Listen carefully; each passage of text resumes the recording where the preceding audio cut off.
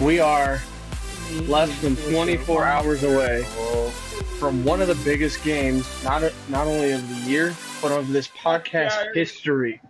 It's the first time ever in a playoff setting of any kind since this show's beginning that a team, at least two of ours, will be facing each other. I'm talking about Jason's, the Ohio State University, will take on Chance's Notre Dame. Hold on.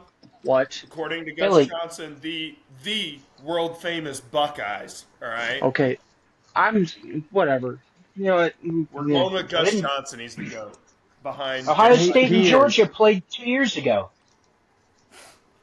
Not in the championship. Were we doing a show should have been at that time yet? Yeah. Were y'all on the show yet? Were y'all really? Yeah, because we did.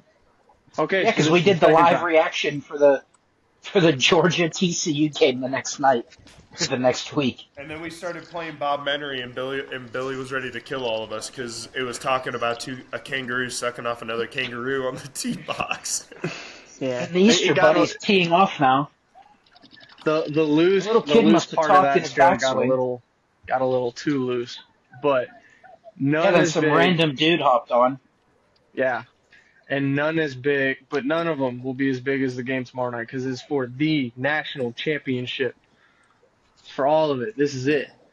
This is the final game of college the Pirates football play season. The Guardians in the World Series.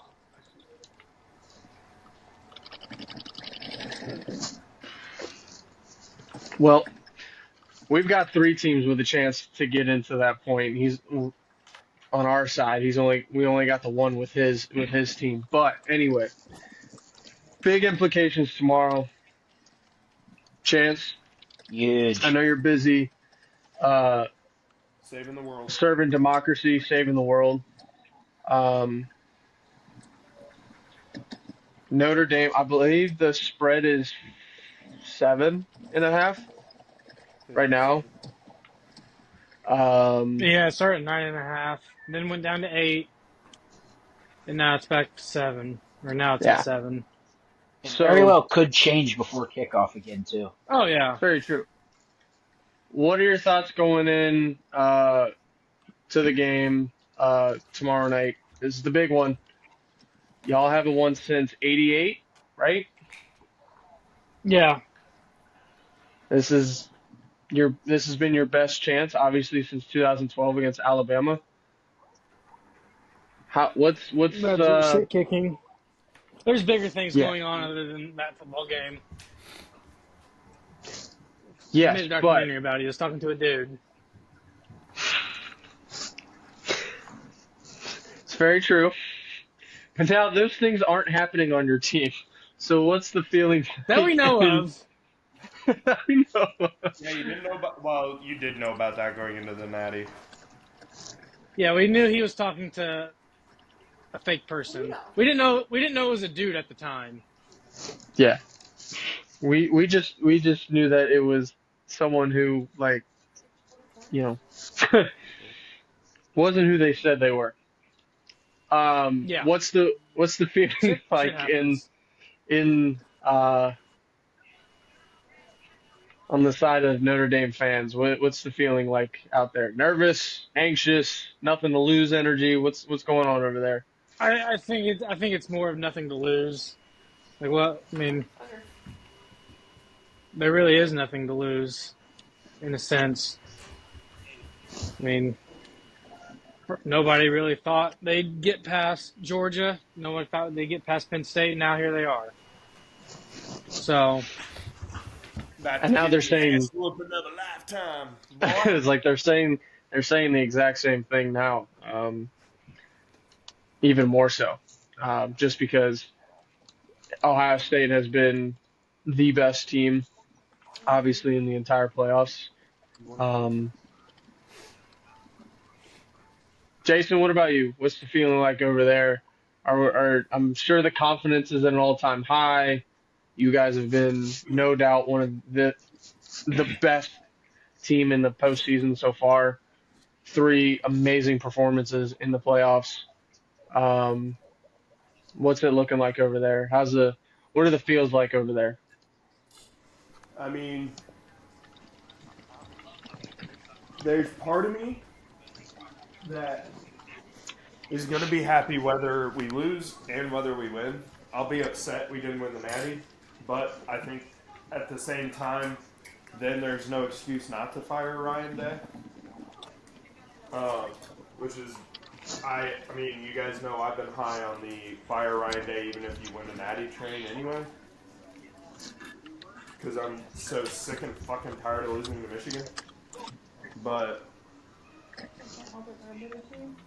I think that Ouch. speed is going to... That was deep. Did it not? Oh. What's that for? What? That was deep. What? What? The comment I heard. Her? That was deep. Yeah, that was deep. I mean, her team lost to Michigan too, so with all their starters too. Damn, that household is winless against Michigan this year. I know it's sad. Go Irish. Just waiting for a peanut gallery comment from Chance. I didn't hear He's too anything. busy. He's too busy saving the world. He's upset that his one night stand That he ended up- I'm not upset about that. I'm not a little sad. I got what I wanted. Oh my, you take sex. Jesus Christ. All men ever want. Get over the water. Get over the water. God damn it. Chance really wanted his toes sucked. Did she suck on your little piggies for you? No, she didn't, unfortunately, but I got something else better, so it all worked out in the end. A slap in the face. No, I didn't get that. You didn't ask her I didn't for a have to. slap in I the didn't have to buy food either. That was a perfect thing too. I didn't buy anything. cheap date, just like Nessa. Yeah, exactly. Nah. Shut the fuck up. She takes one sip of a White Claw and she's hammered. Okay, you know, this is my best friend in my whole fucking life. I wish that happened to me at a bar. I'd save a lot of money. You just put Nessa on blast for all of YouTube to see. For our 4 listeners, Yeah. Hey, it was 12. Get it right. I'm just Hey, thankful that- for this YouTube channel, so it doesn't fucking... That's 12 more than I thought. yeah. Yeah. Nessa's Yeah, more now that famous than TikTok's back. I've ever heard to be. And now that TikTok's back, we can go back to advertising shit. Thank God. Yeah, Nessa's pretty famous, so. Put it in reverse, dude. Fuck's sake. Put it in reverse, Terry! Where's Terry? All right, Bobby. But I think it's Oh, an interesting situation because everybody wants to say the South has the best football, but we've got a team from Indiana and a team from Ohio playing in the Natty. So, Mhm. And probably 2 of the biggest brands ever in all of college sports. yeah. Oh, yeah. Agreed. In all of sports in general. Yeah. So, it'll be fun Yeah, for me. we'll have to look up that list, the most recognized brands in I sports. mean, I know. I can tell you. guarantee 1 and 2 are Cowboys, Yankees. Probably. In the world, the most recognized brands are the New York Yankees, Manchester United, and Chelsea. Mm-hmm. That makes a lot of sense. Maybe Man City. Yeah, I wouldn't be surprised Yeah, if any Liverpool big soccer wasn't up there team. too. Yeah. Oh, that dude just got knocked out cold. Mm-hmm. Bobby. Obviously, I think I know where you're leaning towards, rooting bias-wise of who you're rooting for here. If you're Ohio State, what do you got to do to win this football game? This question goes to you and Jason. Get the ball to Jeremiah Smith. Don't try to prove you're tougher than anybody and run the ball. Utilize Travion Henderson like the weapon he is. True. Let Jason? those edge rushers have a field day again. Yep. Jason? I mean, utilize your speed. Don't try to play tough ball. And just, go to work. I mean, what you've done the last few years the last few games has been incredible. So just Yeah, keep for doing what you're sure. doing. Yeah, Don't I mean, fix what ain't broken. stick to the game plan, especially offensively. Don't change anything. Let Will Howard go out there and cook. Might be the occasional interception, but you can live with that. Your defense is good enough to overcome one, maybe two interceptions. Um, I think the most important thing right now offensively is share the wealth. We saw the kind of offensive struggle when a team said no to Jeremiah Smith being out there. Share the wealth. Let everybody cook. You know, I think if you share the wealth, that will open up Smith, and then you can go berserk. Um, I think that's kind of a key offensively. Um, and for the defense, don't let Leonard do what he can do with his legs. Um, you saw it against Penn State. You saw it against Georgia. He wasn't that great in the air. He hasn't really been all postseason. What he has done is when there's nothing out there, he's taken off and he runs through people and gains tons of yards. It's what he does. Um, keep Leonard contained, force him to throw the football, force him into mistakes, and it's going to be a long night for that offense.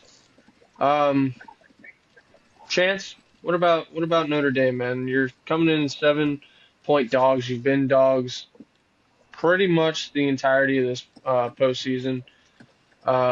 What's it going to take for a Notre Dame national championship?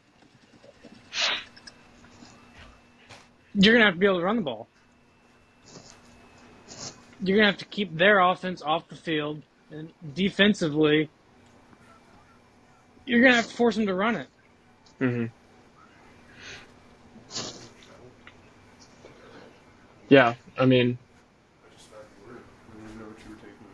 I think the biggest question we have right now, obviously, I think all of us can agree that the quarterback edge goes to Ohio State. I don't think there's a question. I think the way Will Howard has been performing, he's going to be in the draft this year, right? Do we know if he's going into the draft, Jason? Yeah, he's going in the draft. Well, he has to. Yeah, so is Riley Leonard. They're both going into the draft. I don't think either of them will get drafted. Actually, so Billy, I think Howard's stock has risen. Yeah, McAfee talked about it, and he thought, and I agree when you look at him and look at some of the throws. Yeah, he can make the throws. Yeah. Yeah, so. Absolutely. He can make those throws. He's got touch. He's got feel. I don't know if he'll be first rounder. I think he's going to go second round. Second or third. I think he'll go third or fourth round, but he'll be a steal. When you look at what he's able to do, not only can he make those deep throws and put it accurately, he can also run. Yeah, he's a pretty big guy, isn't he? Like 6'3", 6'4", 230, 240. He's not a small human. He's 6'6", I think. He's that tall. Holy hell! He's taller than I am. That's a tall ass human. So I mean, that's your kind of that's your prototypical. That's your prototypical, quarterback build, or what you're looking for as a scout. 235. Yeah, I mean that's an NFL quarterback build. Yeah, that's an NFL quarterback build. That is what every single scout, GM, owner, coach, whatever is looking for in terms of a build of a quarterback. And he's got an absolute cannon and can put it on a dot at any time. Like that's prototypical quarterback build. Riley Leonard and is he can use the legs. 216. Another big unit of a quarterback. I mean, another absolute unit. you but know, not as good I as think arm. no. I think the question that needs to be answered for this football game is can Leonard go toe to toe with Howard? And I think every single person, including the four of us, already know the answer to that question before the game starts. So then it falls down to the secondary question. Chance, I don't know the status of Jeremiah Love. He practiced, full Obviously, participant, no knee brace. no knee brace. So there you go. He's fully back. How Yeah, I mean effective can he he's gonna be? take everything he's got. Yeah, he's gonna have to because for this to go Notre Dame's way, he's gonna have to just have one of those kind of performances that you know where you were when you saw it kind of deals. Um, yeah. I think for the defense, got to create havoc for Howard. We've seen sometimes with pressure. Jason, I could be wrong with this, but it looks like sometimes when you bring the house or bring pressure and can get to him, I think this is with every quarterback, he tends to rush the throw and make mistakes. I mean, he's Or the gotten better throws. as the years gone on. I Mm-hmm. haven't seen it as much, in the last few games. But, I mean, yeah, that's the case with any quarterback. Yeah. Um, Notre Dame obviously leads the nation in turnovers this year, in takeaways, and turnovers, and all that. Now's the time to really be that. Now's the time to really um, win the turnover battle. If you can create turnovers, you got a good chance at winning this football game. Um, and the last thing, Chance, I think you can agree with me. This was a big reason why you guys beat Georgia and beat Penn State. You won the battle up front, for the most part. Um, Yeah, now we're down two of our starters. yeah, that's going to be tough. You're going to have to find a way still to win the battle up front. If you can win the battle up front, you've got a very good chance of winning this football game. So we'll see. I think it's going to be a baller-ass game. Jason, what's the final score of this game?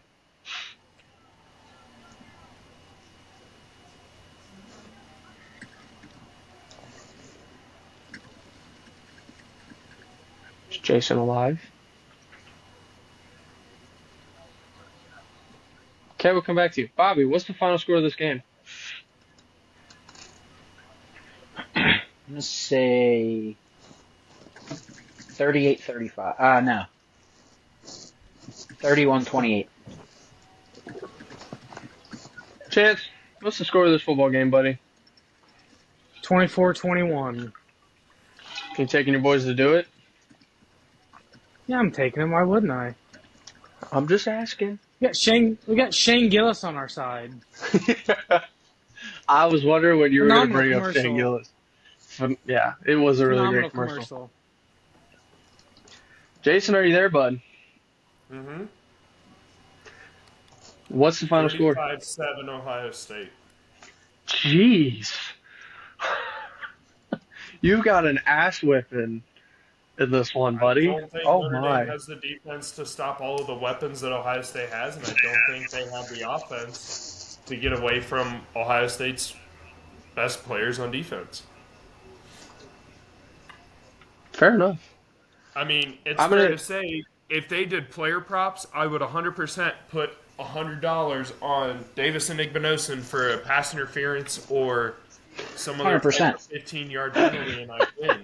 It'd be like minus 100%. 1,000, but it'll be there. But I just think the corners for Ohio State proved in that Texas game that they can stop them, and obviously Jack Sawyer's been a different breed of defensive end this entire playoff. Yeah.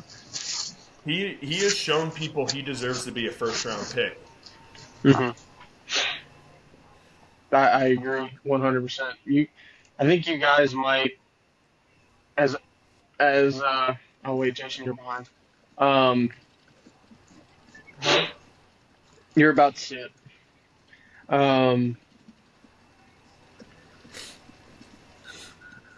You guys Allen. might.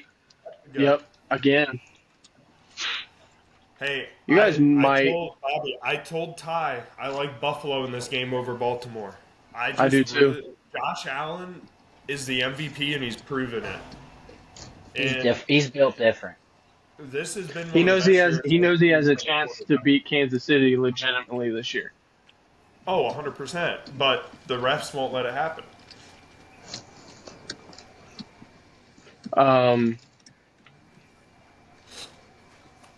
You guys might come close to the record of most players drafted in the first round.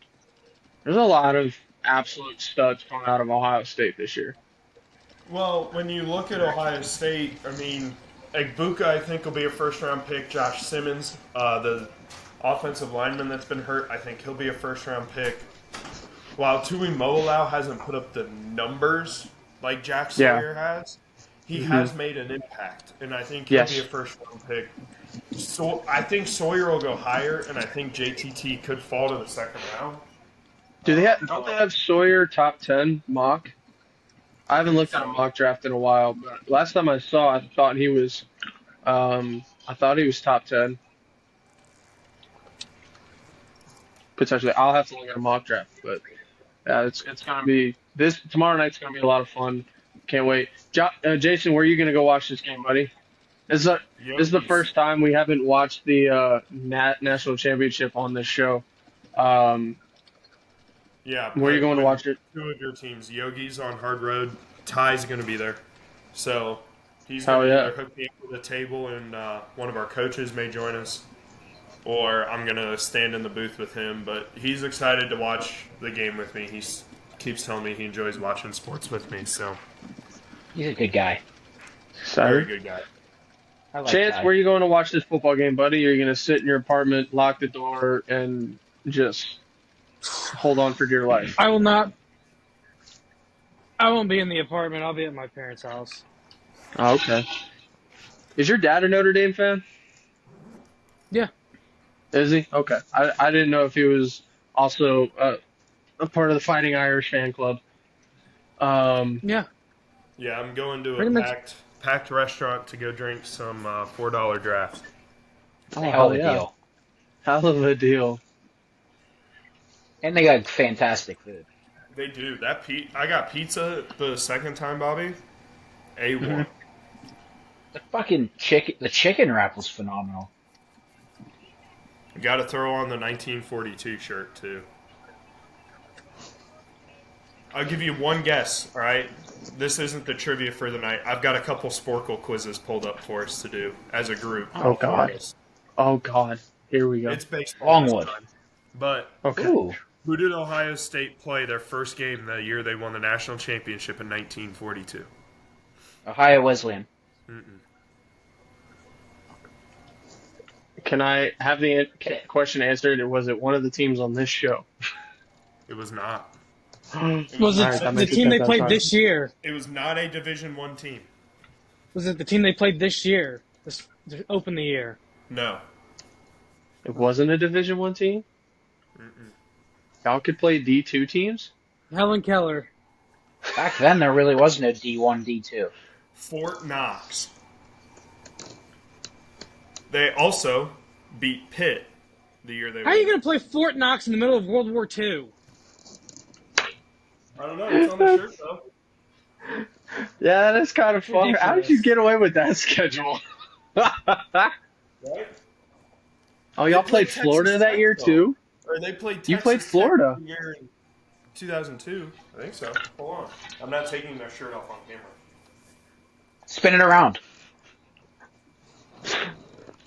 They played Fort Knox and beat them 59-0. Played Indiana, beat them 32-21. Yeah, their best players were kind of doing Fort- something else at the time. Jeez. So we aren't speaking German. Beat them 28-12.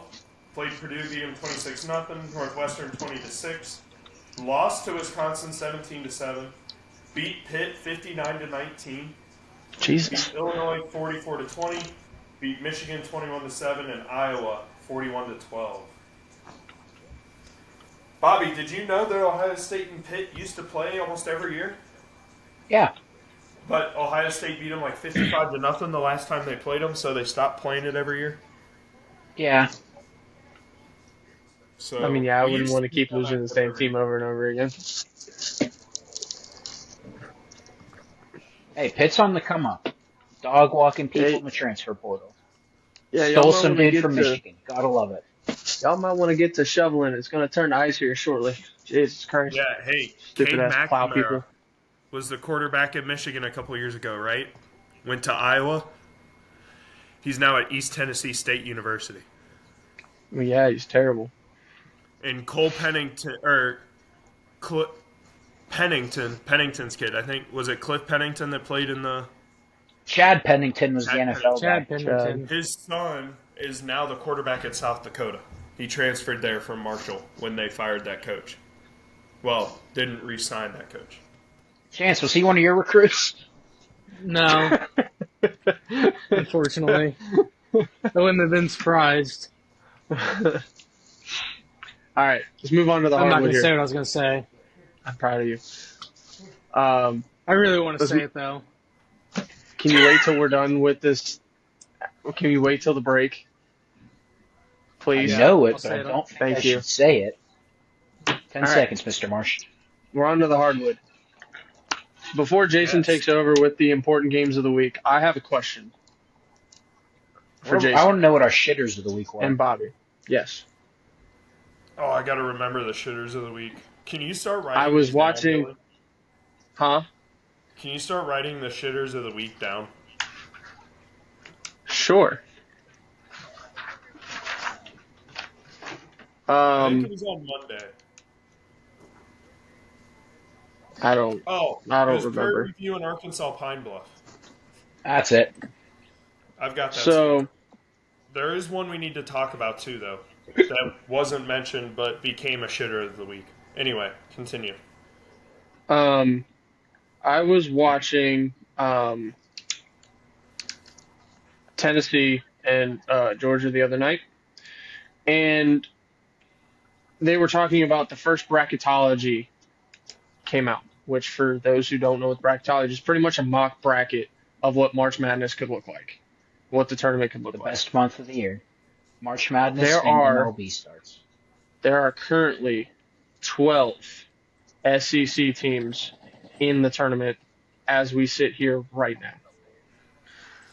The record, Let me pull up bracketology real quick. yes, please do that. The record is 11 with the Big East. I Because forget Big East if basketball was the shit.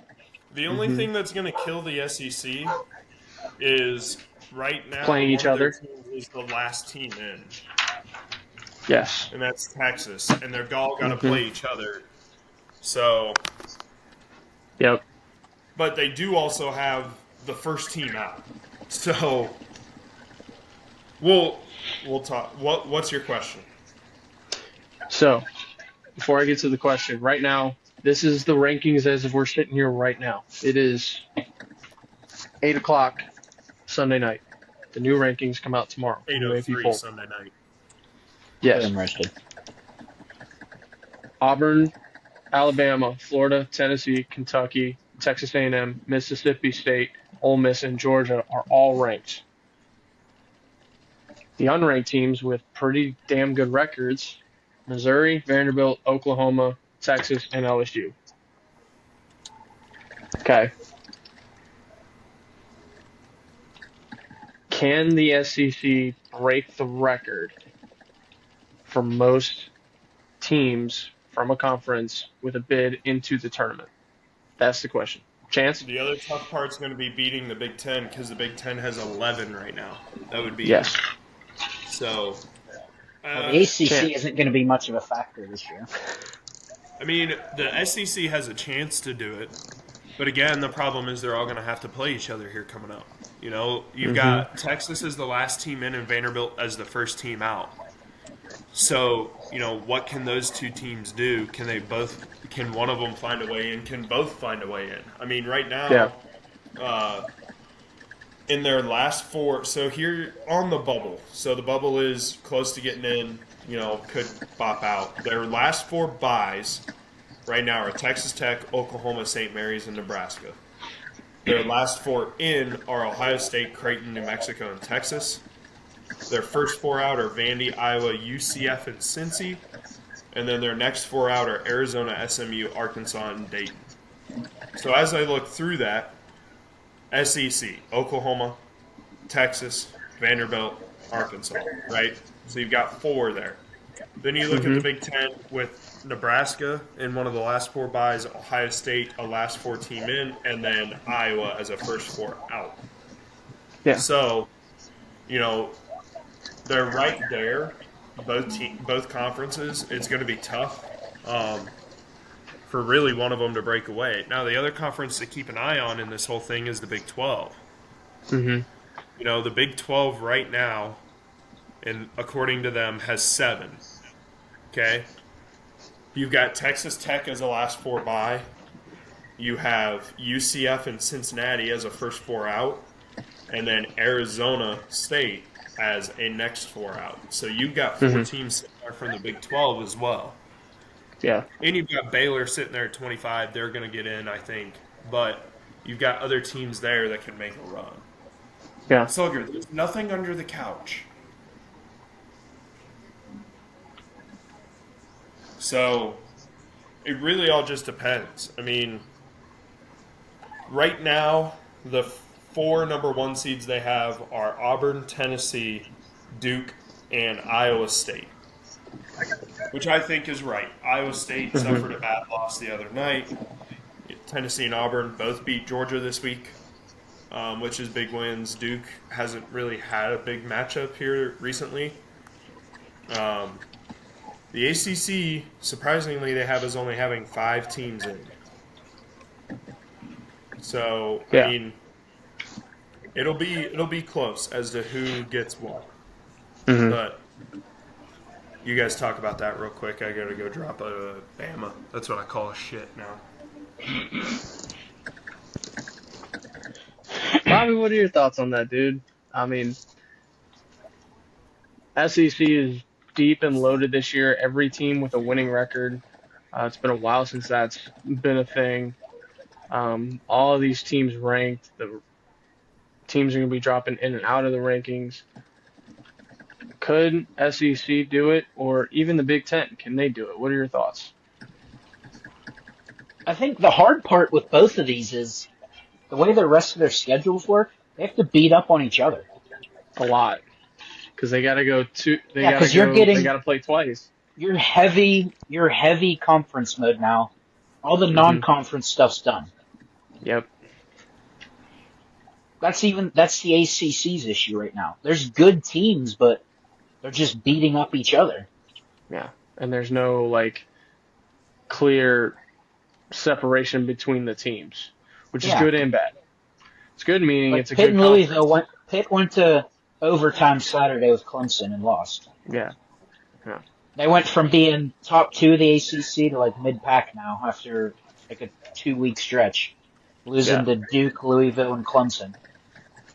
Which are 3. I mean, Clemson's really not very known for basketball, but obviously Duke and Louisville have had very good basketball teams. Yeah, very. Yeah. Chance, I mean, the what do only you think, threat bud? I see Oh, sorry. in March Madness coming out of the ACC is Duke. Which, I mean, we're Yeah. all used to seeing Duke sneak into I wouldn't even say sneak in. We almost expect them to make the Elite Eight every year. Oh yeah, for sure. Them in North Carolina. It was awful this year. Terrible. When was the last time we said that, Bobby? Take that in for a second. It's we're talking about UNC being bad at Yeah, they're bad. basketball. What? Oh no. Chance, I'll go to you next, man. You do watch college basketball. I don't know how. Chance will be able to give you more of the Big Ten insight than me. Yeah, I know you don't watch it religiously, but you know It's enough tough. to have this kind of a conversation. I I think the SEC can do it, but they probably will. I could see it. As deep as the conference is, Yeah. but do I think their style translates over to the tournament? No, it never has. The tournament is more physical, down low style game. Use your big man, Mm-hmm. pick and roll sets. And that's what the Big Ten's. That's their bread and butter. The big guy. Mm-hmm. Yeah. I'm trying to But remember. I do think the SEC can break the record if they. Yeah. I'm trying to remember the last time an SEC team won the whole thing. Been a while. Yeah. I'm gonna have to hold on. Let me look this up real fast. We have some time.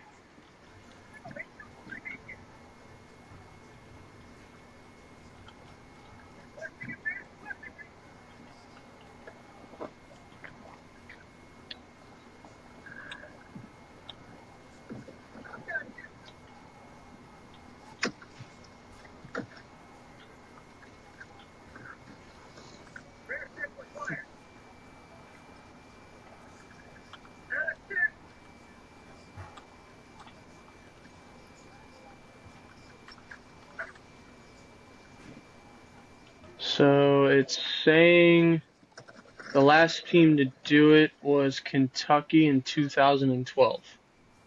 Yeah, I should have It's been a figured it was while. them. 13 years. Yeah. They, Is that John this is Wall's a, year? I think It so. might have been.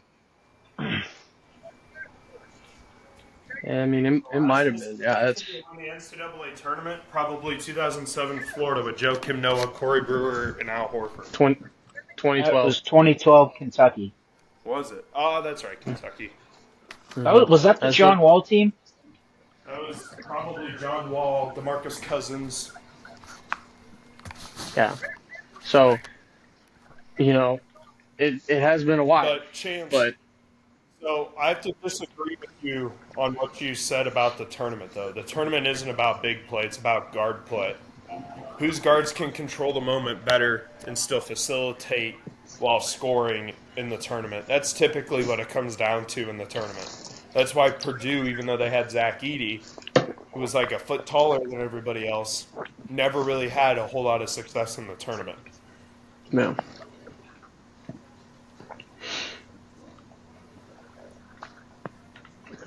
Well, the more teams that are in the SEC, the better chance they have at one of them, breaking through and getting to the dance. So we'll see. It's obviously a long season, and I agree with what y'all are saying. It's The other thing you have to look at is the 11 seeds.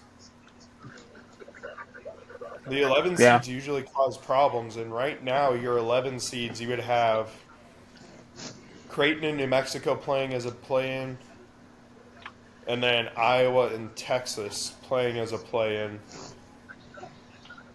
And then your already in one seeds would be Bradley, or hmm your 11 seeds would be Bradley and UC Irvine. The 11 seeds can make noise. They have in the past. Look at the year Syracuse was an 11 and went all the way to the Final Four. yeah, The other thing to look at too is, some of these lower seeded teams, like the 10, 11, and 12s, right? Right now, Nebraska's at 10. Don't be surprised to see them make a run. hmm Oklahoma's at 10. they're having a St. phenomenal Louis, they're season. usually decent. They always have good guards, Yep. So you guys know that I'm a big believer in the 12-5 upset. I love me a 12-5 upset. So, but let's get to some games this week because we got a lot of season left before we start hyper focusing on the tournament. We do. I just wanted to talk So- about that because they mentioned it, and then obviously the bracketology was put out. I just wanted to put it out there. So, if you're looking for a little college basketball to watch before the big game tomorrow night, there are two games that I would look at. One of them is at 2 p.m., and that is a good old Ivy League matchup. 11-4 Columbia taking on a 13-4 Princeton. Princeton currently a 6.5-point favorite. And then starting at 6 to really get you warmed up for the big game, 12-6 Georgetown travels to 12-7 Villanova. So some decent matchups there on Monday. Tuesday night, Ohio State at Purdue. Purdue looking for a little revenge after the upset when they were number 1 in Columbus last year. One of the teams we just talked about, Vanderbilt, who's on the bubble, 15-3, taking on number 4 and 15-3 Alabama. A top 15 matchup. Number 15 Mississippi State, currently at 15-3, takes on number 6 Tennessee on the road at 16-2. Tennessee The might go up. Bulldogs take on number 14 UConn. The who? And then a few good non-ranked games. Who here. plays UConn? Butler. Ah. A couple of good non-ranked teams. In the Big 12, 13-4 Texas Tech takes on 12-5 Cincinnati. And then a good old A-10 matchup. I know I talk about the A-10 in the Big East a lot, but they're two of my favorite conferences to watch outside of the Big 10. 14-4 VCU takes on 14-4 Rhode Island. This is a possible game where you could see one of these teams as a 10, 11, or 12 and make some noise in the tournament. Yeah, for sure. And then we move over, stay in the A-10. We've got 14-5 George Mason taking on 15-4 St. Bonaventure, the Bonnies. And then later in the night, we get a couple more ranked teams in action. 12-5 UCF takes on number 2 Iowa State. Number 7 Marquette travels to 6-12 Seton Hall. That I don't expect to be too much of a game, but road games are always tough in college. And then 11-6 Utah takes on 14-3 and 10th ranked Houston. And then this week we get a little Big Ten after dark. It's not Pac-12 after dark. Big Ten after dark. Number 24 Wisconsin travels to UCLA, and we get Washington at number 13 Oregon. On Wednesday, 2 top 10 teams are in action, with a few top 25 teams playing that night. But we'll focus on the top 10 and ranked matchups for the day. Number 5 Florida travels to 10-8 South Carolina, and number 9 Kansas travels to 10-7 TCU. Chance, your Longwood Lancers are 14-6, buddy. Riding the wave right now. But looking ahead at a non-ranked matchup that'll be good, 12-7 Xavier travels to 16-3 St. John's, playing in the Garden. And then the ranked matchup of the night, number 11 Texas A&M takes on number 21 Ole Miss. Billy, your Georgia Bulldogs are in action, traveling to 11-7 Arkansas that night. Gotta steal a win there. Two tough losses last week. Gotta come back and have a good week this week. On Thursday night, only 2 ranked teams in action. 11-7 Wichita State travels to number 18 and 14-4 Memphis. And then I believe it's a Big Ten game. Yes, 14-5 Maryland takes on 13-5 number 19th ranked Illinois. Friday we get a big time Big East game. 12-7 Villanova travels to number 7 Marquette. And then a big time Big Ten game. Number 20, that's School Up North at 14-4, travels to Purdue. Aren't they kind of bad this year, or are they actually decent? Purdue? No, the other one. Oh, that's School Up North. They're mixed. Okay. And now, it is time for the shitter of the week. Yes. The shitter of the week this week is a battle between 2 4-15 teams. coming to us from the Coastal Athletic Conference, the good old CAA. North Carolina A&T travels to Stony Brook. Now, we'll find a second shitter of the week. T versus Stony Brook, you said? Yeah. Billy, doesn't Stony Brook usually have a good baseball team? Generally, they're always in the conversation come tournament time, but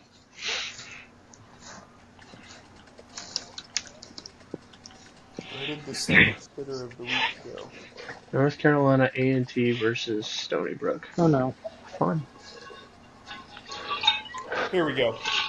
The second shitter of the week. We have two this week. 4-11, Nice. Florida A&M, the Rattlers, Yeah, they're not take very on good. 2-15, Alcorn State. Who? Alcorn State.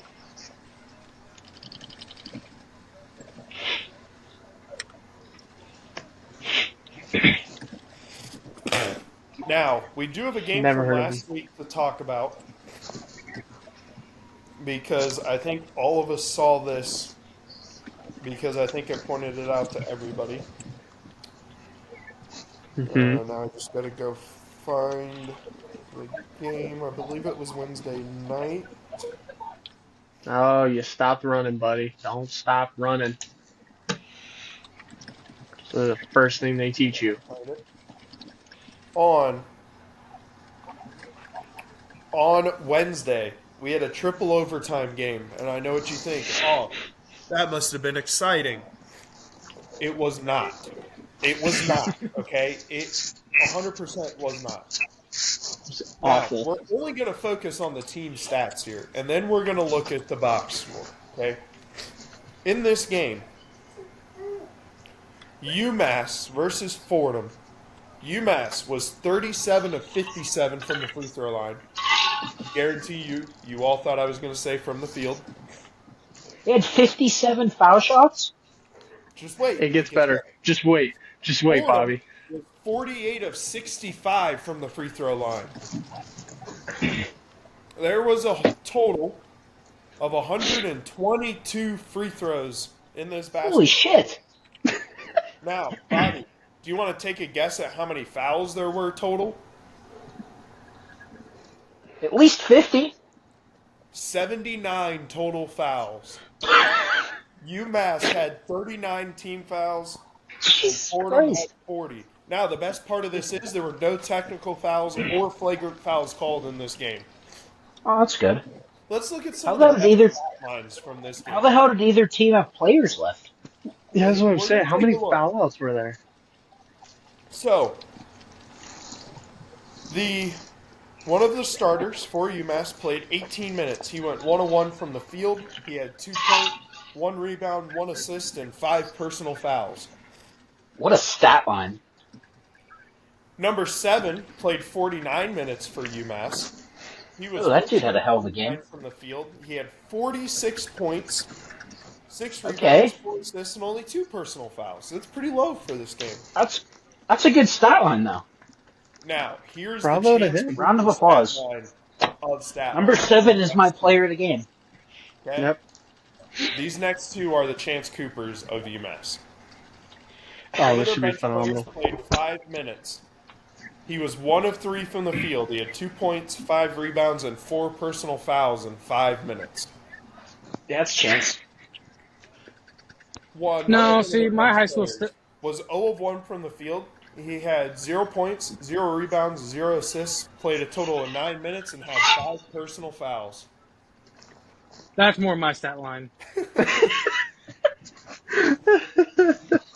I will say there's one game in high school on the freshman team. I got in the last 3 minutes of the game, fouled out in a minute and a half. I never played. We were on the road. I wanted to go home. The fact he goes, I fouled out in a minute and a half is impressive. Each As soon as they team aimed had down the ball, 4 just foul them. players foul out. No. UMass had 4 players foul out. Fordham had 5 players foul out. So That's they're just it? tired. That's half the team. The starters for Fordham, the lowest number of fouls was 3. They had a total of 10, 18, 21 fouls from their 5 starters. That's impressive. 2 of their starters fouled out. But none of them had as good a stat lines as the guy that played 9 minutes, was 0 for 1, didn't have a rebound or assist, and fouled out. Were they just playing front hand, back hand the entire night with the other team?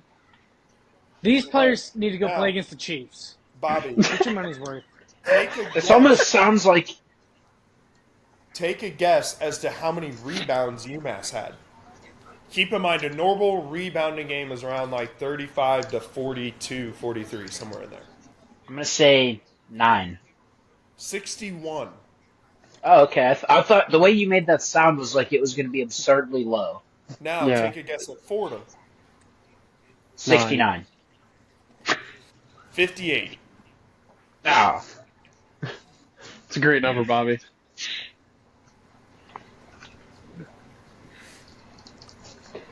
So, out of the score ended up being 120 to 118 in 3 overtimes. It's like watching an NBA game. This game started at 7 o'clock p.m. Eastern Time. Okay? The recap for this game was posted at 11:44 p.m. Eastern Time.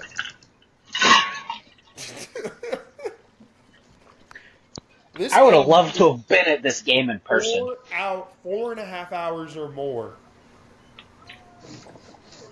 That almost seems like a game you have to be there to experience how bad it was. Now, TV wouldn't have done it justice. I'll give you a guess. I believe it was the second overtime. One team was down 3. Okay? There was a foul on the play. How far away from the basket do you think that foul was? Had to be beyond the 3-point line. It was a 3/4 court shot. They fouled the guy. And he made all 3 free throws. Legendary. So, this game was rough, to say the least. Yeah, I wonder how many people fell asleep to in the be stands at this watching game would have been legendary. The attendance for this game, 12. 1,781. See, we could have went and made that 85. I was like, I wonder how many of those people fell asleep after the first half of the game. Good God. For those I got an over idea. 1,000 people, I'm proud of you for sticking that out. I got an idea. We need to start pitching this idea to ESPN, the schools involved. Send the 4 of us to the game we deem shitter of the week and let us get boots on the ground reporting of actually how it is. Bobby, I'll give you a guess as to what the over-under in total points was for this game. 120? 154.5. And they put up shit. 238 points. So if you hammered the under, you need to go check yourself into rehab. Yeah. Yeah, I'll be honest. Nothing like killing it over under like 3 overtimes. At 150-something, looking at those 2 teams, I probably would have took the under too. Not gonna lie. Yeah. And nothing kills it over under like 3 overtimes. Yeah, and 107 foul shots. There's 122. Sorry. Still. That's Pitt and Ohio State playing. They'd be lucky if they made half of those foul shots. Now, going back to this week, Saturday we do get a big-time matchup. Number 1, Auburn at home against number 6, Tennessee. That'll be a great game. That'll be great because I think Tennessee's going to jump up in the rankings too. Yeah. We also get number 9, Kansas at home against number 10, Houston on Saturday. Mm-hmm. We also get another ranked matchup with one team that's relevant and one team that we all hate. Number 5, Florida takes on number 23, Georgia. So, yeah. But Whatever. So, yeah. Simmer. 122 free throws in a basketball game that took over 4.5 hours. Is this a UNOH intramural game? Yeah, did they have someone shoved into a table? Because I did that to a guy on a 3-point shot. Hey, you'll have that. That's called good That's defense. hilarious. All right. Well, that's good. They also Good time. obviously didn't have the Bobby Chapman post presence. Exactly. No. All right. That's a good place to end. It's this just me first, stand there. Only if you want it. Only if you want it. first half I of was the like show. Jackie Moon. Yeah. When we come back, Bobby and I and Jason, if you want to join, even Chance, if you want to join, we got some baseball talk, got some NHL talk, couple of NHL topics, and then obviously the NFL postseason, all that, and I think Jason has some kind of game for us there at the end. All of that and probably more when we come back after this break. Chance? Break time. Baseball is like I hate to say it, a dying sport. It's like, who's really paying attention to baseball? Especially paying attention to baseball in the regular season. Baseball ain't even being played by Americans. Tie with one swing. High drive! It's tied!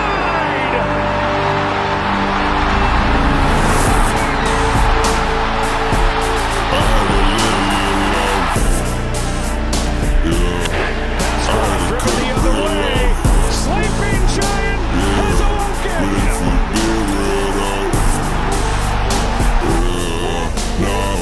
Hill, right center field, lightning strikes, the to Betts. High fly ball left center, back in the wall, and it's gone. The payoff. High drive right center field, Castellanos back, at the wall, Kyle Tucker, leading game one. 0-2. Turner to left field, and deep, rolls it back, it is gone! One time, this time he hits it. I could drop ties in this bitch, drop like flies in this bitch. I cut ties in this bitch, I'll cut ties in this bitch. Turns on a ball, Cut you like a lace, never got bills to be replaced. That's why I'm living in this space. I take the money to a million, I take the pain to a million, I take eyes to a million, I take high to a million. Hand batter. Trout with a swing and a drive to left center field. Get going! Get going! If we be real.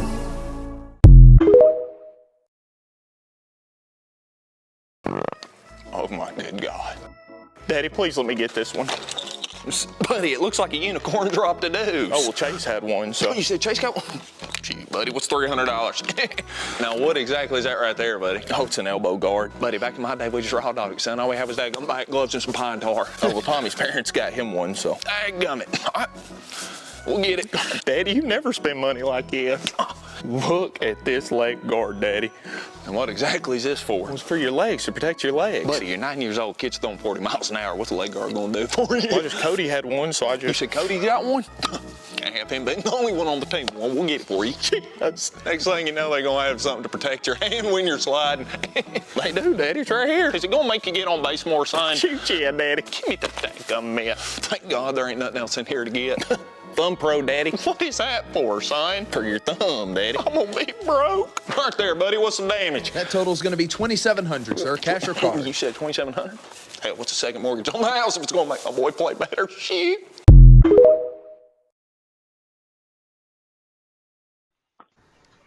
Welcome back. Second, final half of this program. Jason's got a little game for us to start. We're gonna start a little loosey goosey. You got a little game for us, Jason. What you got for us right now, bud? All right, here we go. Can everybody see my screen? No. All right. No. Well, we're about to. Here we go. There we Here's our go. first score quiz tonight. I don't expect us to get all the way back, MVPs? but our AL and NL MVPs are going to be our quizzes. We're going to start in the American League. Did we just name players? Yep, we have 10 minutes. Go ahead, Last Bobby. names do count. Ready? Okay. We're working together. Here we go. Miguel Cabrera. Well, let's start. Cabrera. Okay, let's start with Trout. Ohtani. Mm-hmm. Mookie. Okay, Abreu for Jose Abreu. Yep. Judge. Yep. Mookie. Okay, so that takes care of there. He said Mookie Betts. Betts. Oh. Altuve. Bautista. Joey Bats. Batista. I think I spelled it wrong. Batista. We'll get it. Somebody look up how to spell Bautista's last name. Josh Donaldson. That might be 2015 Blue Jays' Donaldson. Yeah. Yep. Okay. Big Papi. Actually, no, he never won an MVP. My bad. Verlander won one. Yeah. Mm-hmm. Switch. Joe Mauer was the Twins ones. Yeah, Joe Mauer. Yep, Joe Mauer. Mauer. Josh Hamilton. Yes. Rodriguez. Alex Rodriguez. 08 Red Sox. Oh, it gave me so many. Ooh. Who the hell would have been 08 Red fucking Sox? Bonds. He wasn't in the AL. He was in the NL. Yeah, true. Oh, this is AL. My bad. So sorry. Ricky Henderson's got to be on here. Mm-hmm. Mm-hmm. Ripken. Mickey Mantle. Yes. Roger Maris. Yep. DiMaggio. Ted Williams. Yeah, we could just name. Yeah, we could just name Yankees and Red Sox and get like the 50s and 60s. Cobb. No. Yeah. No, this is too late to be Ty Cobb. Yeah. That's true. Lou Gehrig. Uh-huh. He only won one? Babe Ruth. Yeah, Ichiro. Forgot about that. Ruth isn't on here. Too late. 02 Oakland. Who did it? 02 Oakland. Son of a... I'm stumped on 2008 Red Sox. Pedroia. That wasn't Jason Petey. Yeah. Was Jason Giambi for 02? Yeah. Okay. Oh, no. Is the other Rangers one? 02. Pudge? 98 Rangers Pudge? No, because I put Rodriguez in. Ah, okay. Nolan Ryan? Gotta be on here. I feel like he was an MVP. Yep. Nope. Really? Did Luis Gonzalez play for an American League team? Brooks Robinson. Good, Bobby. Look at you go. He won one. Carlton Fisk.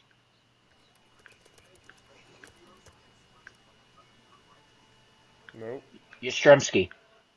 Mikey Yaz. 06 Twins. Or Carl Yaz. 06 Twins team. Kirby Puckett. Yep. Nope. Was Trying to Drake remember Nath. that stud 06 Twins squad.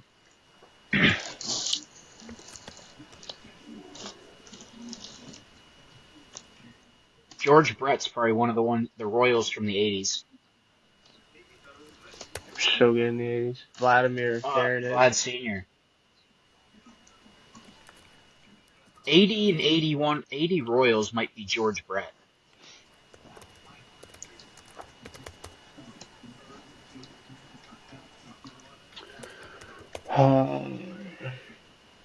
Boston 95. Fuck. Ah. Raleigh. Fingers. Raleigh, yep. Yep, there it is.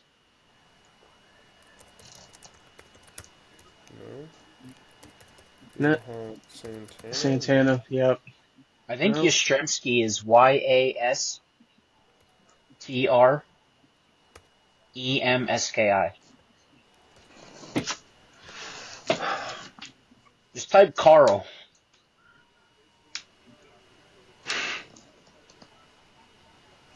I'm struggling with names right now. Or is it YAZ? Might be YAZ. Richie Ashburn for the Phillies in the 20s. Oh, yeah. Dude's card's No? lethal in the show. No, because that would be the Philadelphia Athletics. I thought he was the A's. See, later. No, he was the Phillies. Ah. I feel like I could do the NL so much better right now. So I'm thinking of all NL guys right now. I'm trying to just remember. Is Al Kaline the one from the Tigers in 1940 and 45? He is not. 98 Texas. Newhouser. That wasn't the year that Beltre came in the league, was it? No. Mm-mm. I don't think Beltre was ever an MVP. No.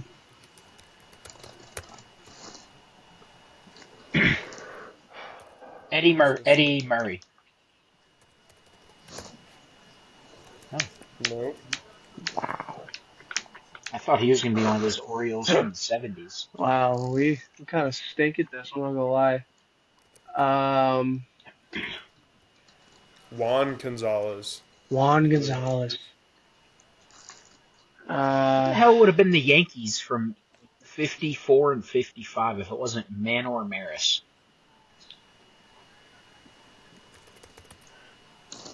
Yogi, okay. Yeah, I was like, yeah. I'm trying to remember the Orioles ones, and I'm drawing blanks. We got Red Sox 75.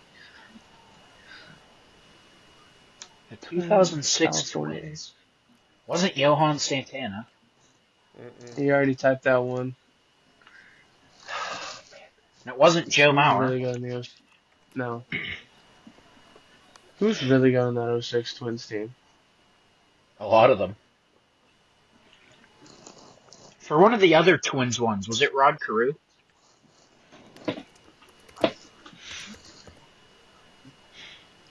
Look at me go. Try to remember the 02 Athletics. Was that the Moneyball team? Was it? No, they were, I think, 2001. It might have been.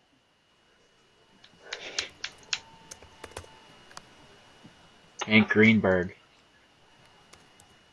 Type in David Justice. Ah. Damn. That's a good guess. Because Hatterberg wasn't it in 2002. He wasn't Chavez wasn't it. that. Hatterberg wasn't that good though. No. I mean, he's famous for that walk-off home run to get the win streak. Was Mike Cameron in the league yet? In 02? Should have been. Ooh, what about Jermaine Dye? Ah. Because he had a damn good year, but I guess not. Fuck. Who's the 02 MVP for Athletics? Jesus God. Damon. Mother sucker. This stinks. I suck so bad. Oh my gosh. How much time do we have? Minute 17. Who's 95 Red Sox, Bobby? Come on. I know you got that I'm thinking. That was before Pedro. A's, 87 Toronto. My honest guess for 95 Red Sox would have been Roger Clemens. That was a good guess, Jason. I was thinking that too. But I don't think a pitcher won it in 02. Miguel Tejada? Wow, I'm gonna have to go check. See, I remember on that. I remember him from the Mets. Oh, you know who? Justin. Oh yeah, right. His running mate. I forgot about that. That was Mauer's running mate.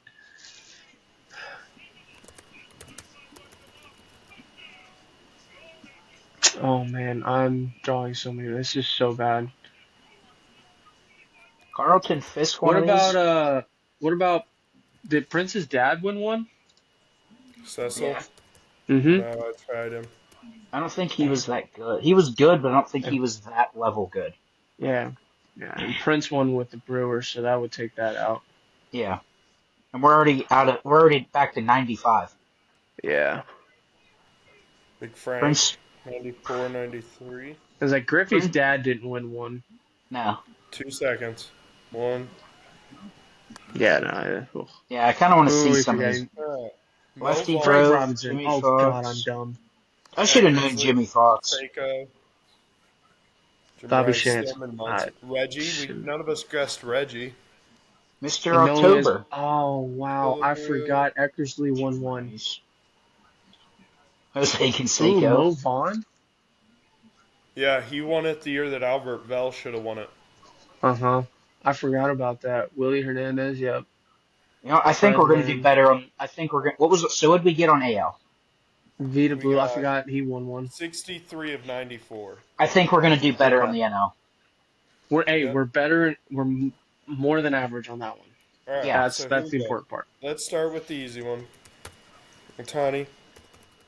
Your screen didn't change yet. Your screen has not changed, sir.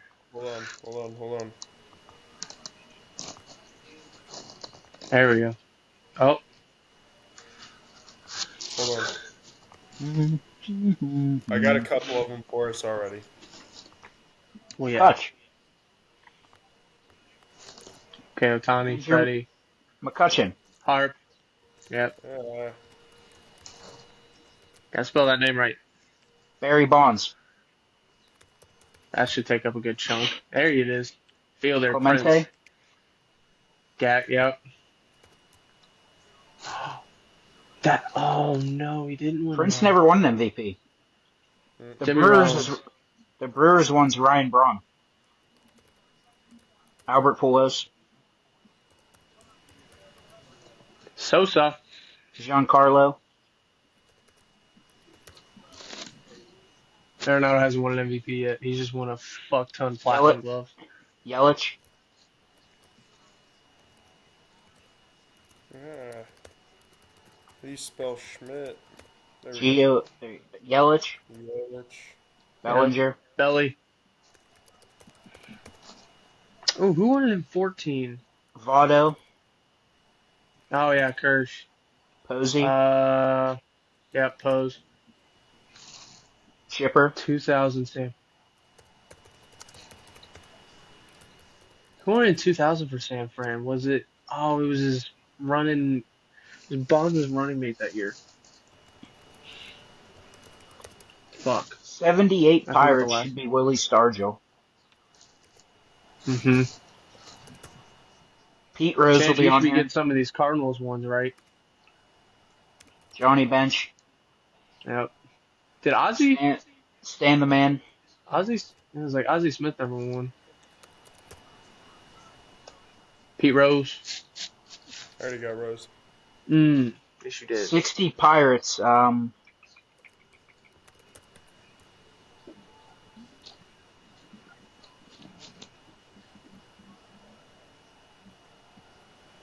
What the hell was his name? I don't think Dante Bichette won one.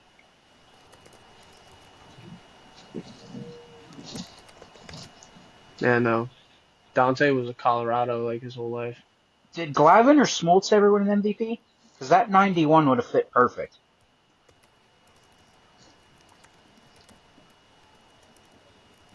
I thought it was Maddox's OX.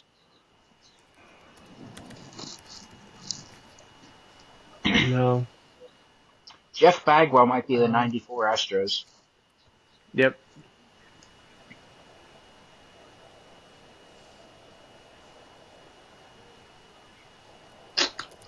Kirk Gibson for the Dodgers. Yes. And Bob He Gibson. was. Yep. Bobby in there. Willie Mays.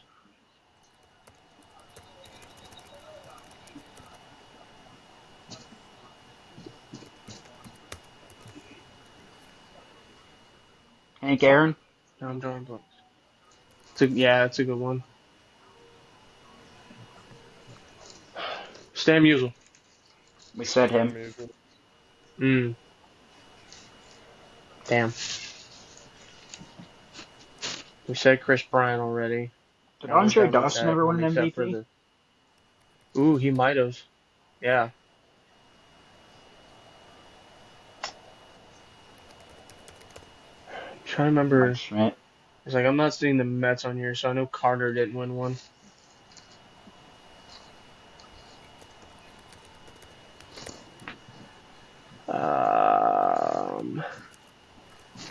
Famous NL names.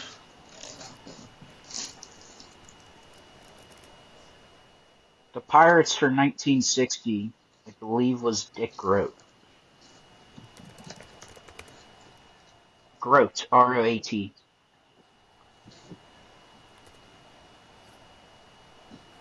What about the 78 Parker? Yep, the Cobra.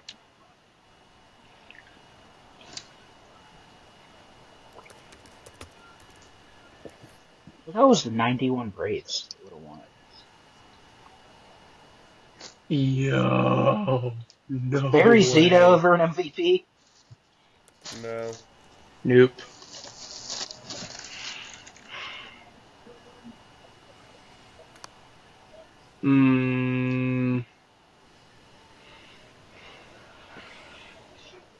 Pee Wee Trying to Reese, remember is he those, one of the like- Dodgers ones? No.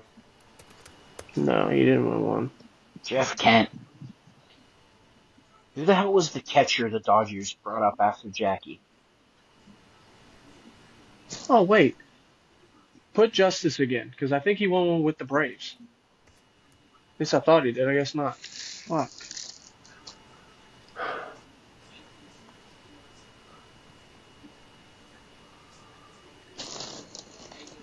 Go on my show and find all these cards. Yeah.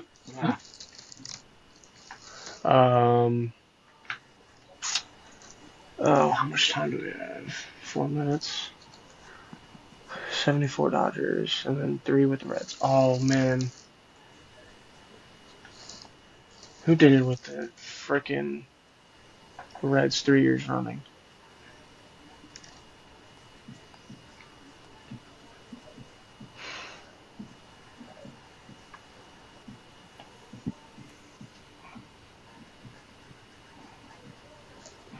Golly. So bad at this. Who the fuck was that? The dude that the Dodgers caught up after Jackie Robinson. Roy Campanella. Oh, there you go. There it is. People and Bobby. I was trying to think back to in 42 when he has the list of names on his chalkboard. Yeah.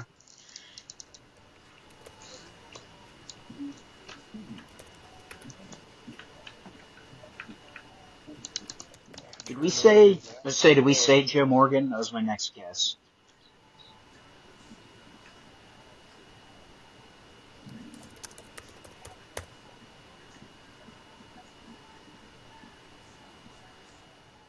I got another one for the Reds. Okay. Barry Larkin. Yeah, I just put him in. Oh, okay. We had the same thought. Did we do Tony Gwynn yet for the Padres? He did not win one. Really?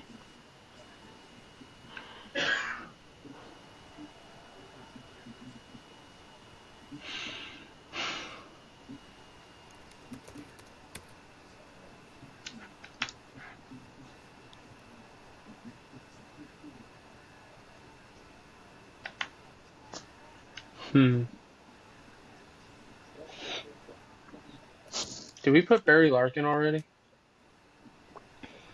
Yeah. Yeah. Yeah, we did. I figured you did. I was just retracing steps, trying to just remember names here. Did Ozzie Smith ever win an MVP? Mm-mm.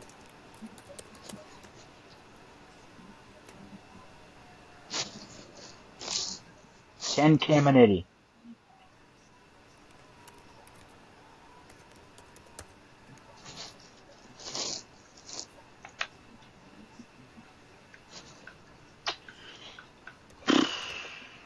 Oh, there you go.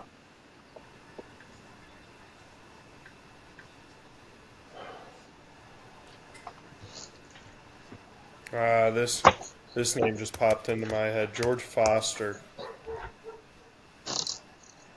True.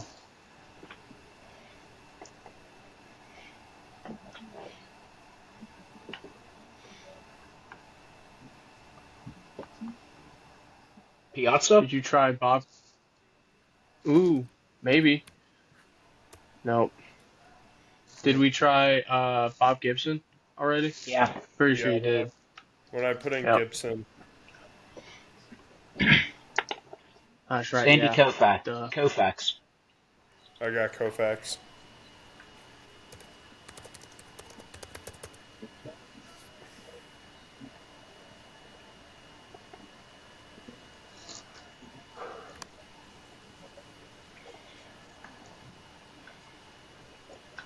Damn.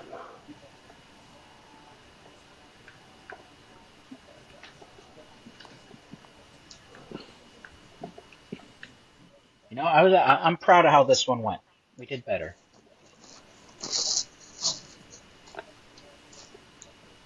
Yeah. Cargill, yep. Ken Boyer, damn, Steve Garvey, yep. I'll be honest, some of those names are ones I definitely wouldn't have Sandberg, Willie McGee. Hey, 77% though, that's pretty good. Y'all Yeah. carried, but that's pretty We'll good. take that. One more. Ooh. Oh, this one, I got All this. time. Yeah, this is Bobby right here.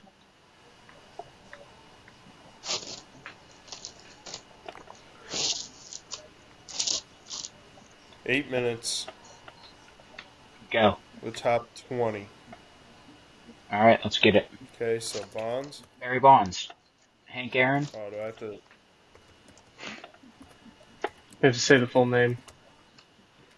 Babe Ruth. Is that Mantle? Willie Mays.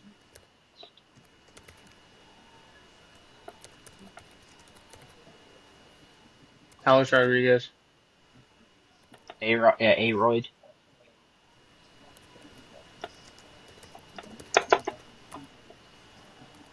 Albert Pujols. Mm-hmm.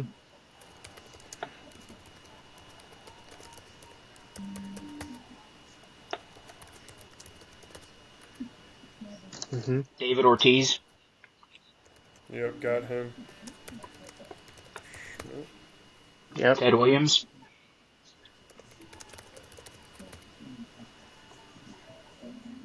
Oh, it came up with the other one. Well, it's because Giants, White Sox, Red Sox were all tied at 521.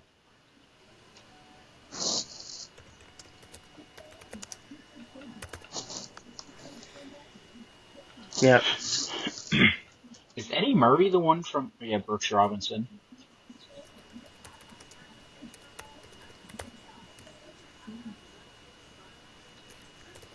It's not this guy, is it? No. He had that 1 year. No, didn't play long enough. Mark McGwire? Mark McGwire. There we go. Now we're getting somewhere. Ryan Braun's not in it. Prince Fielder didn't play long enough.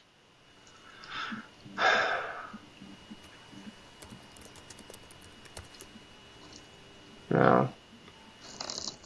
Didn't have enough good years. Rookie didn't have that much pop. No. Jose didn't play long enough. Okinsenko.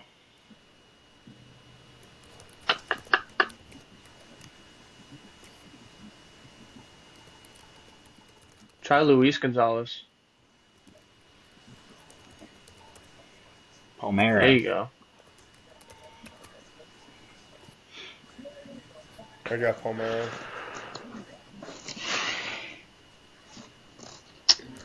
.534 with the Athletics.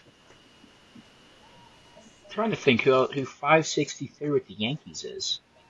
That's what I'm trying to figure out. It's not Ruth, Mantle. Did we try Gary? Oh, that's right, because he didn't play long enough. Yeah. He didn't play long enough. I don't think. Nope, I know who it is. Thurman Munson? Nope. Spelled his name wrong. Nope. We have 555 for the Sox. Jim Rice?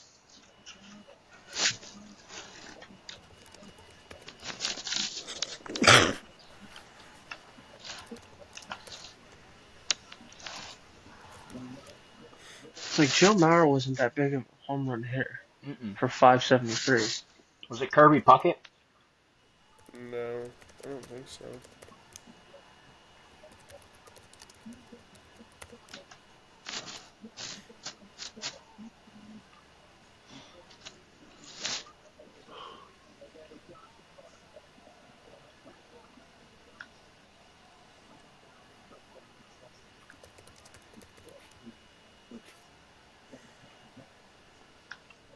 Okay, well, I mean, it obviously wasn't Ruth, Mantle, Gehrig, Maris. Who the hell else? DiMaggio? Yeah.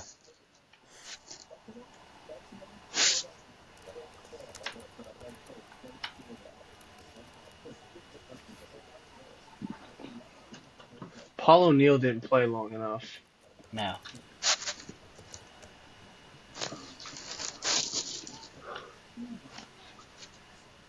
Cal Ripken wasn't the Orioles. He didn't hit that many home runs. Bernie Williams. No. No. Wasn't a very big power guy. No.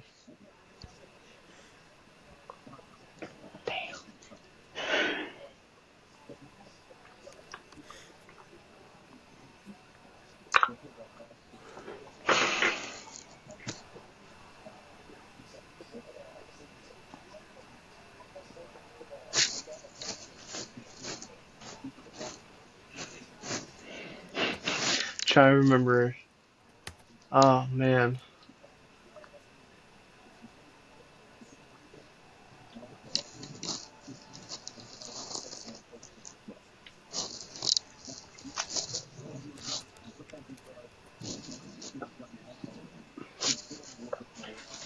It's like Wade Boggs wasn't a home run hitter at all.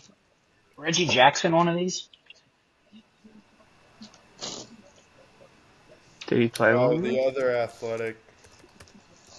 Ah, yeah, there we go. Jimmy Fox. Okay, this is crazy. Dog. Could this have been it? That's who. That's, the Red Sox had to be him. That was the only other name I could think Here of. we go. All right. So now we just need the Twins and the Orioles. The Twins. The only name I can think of is Killebrew for the Twins. Yeah, I don't know why it's not accepting Killebrew, but Let me look up how you spell it. Killebrew.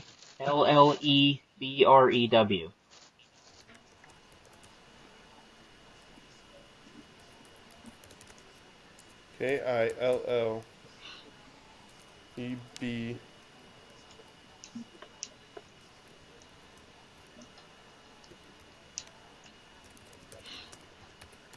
It's gotta be who it is. Har. Frank Robinson for the M-O-N. Orioles. That's a good one. Yeah. Har? Yeah, that's how he spells Harmon. Harmon.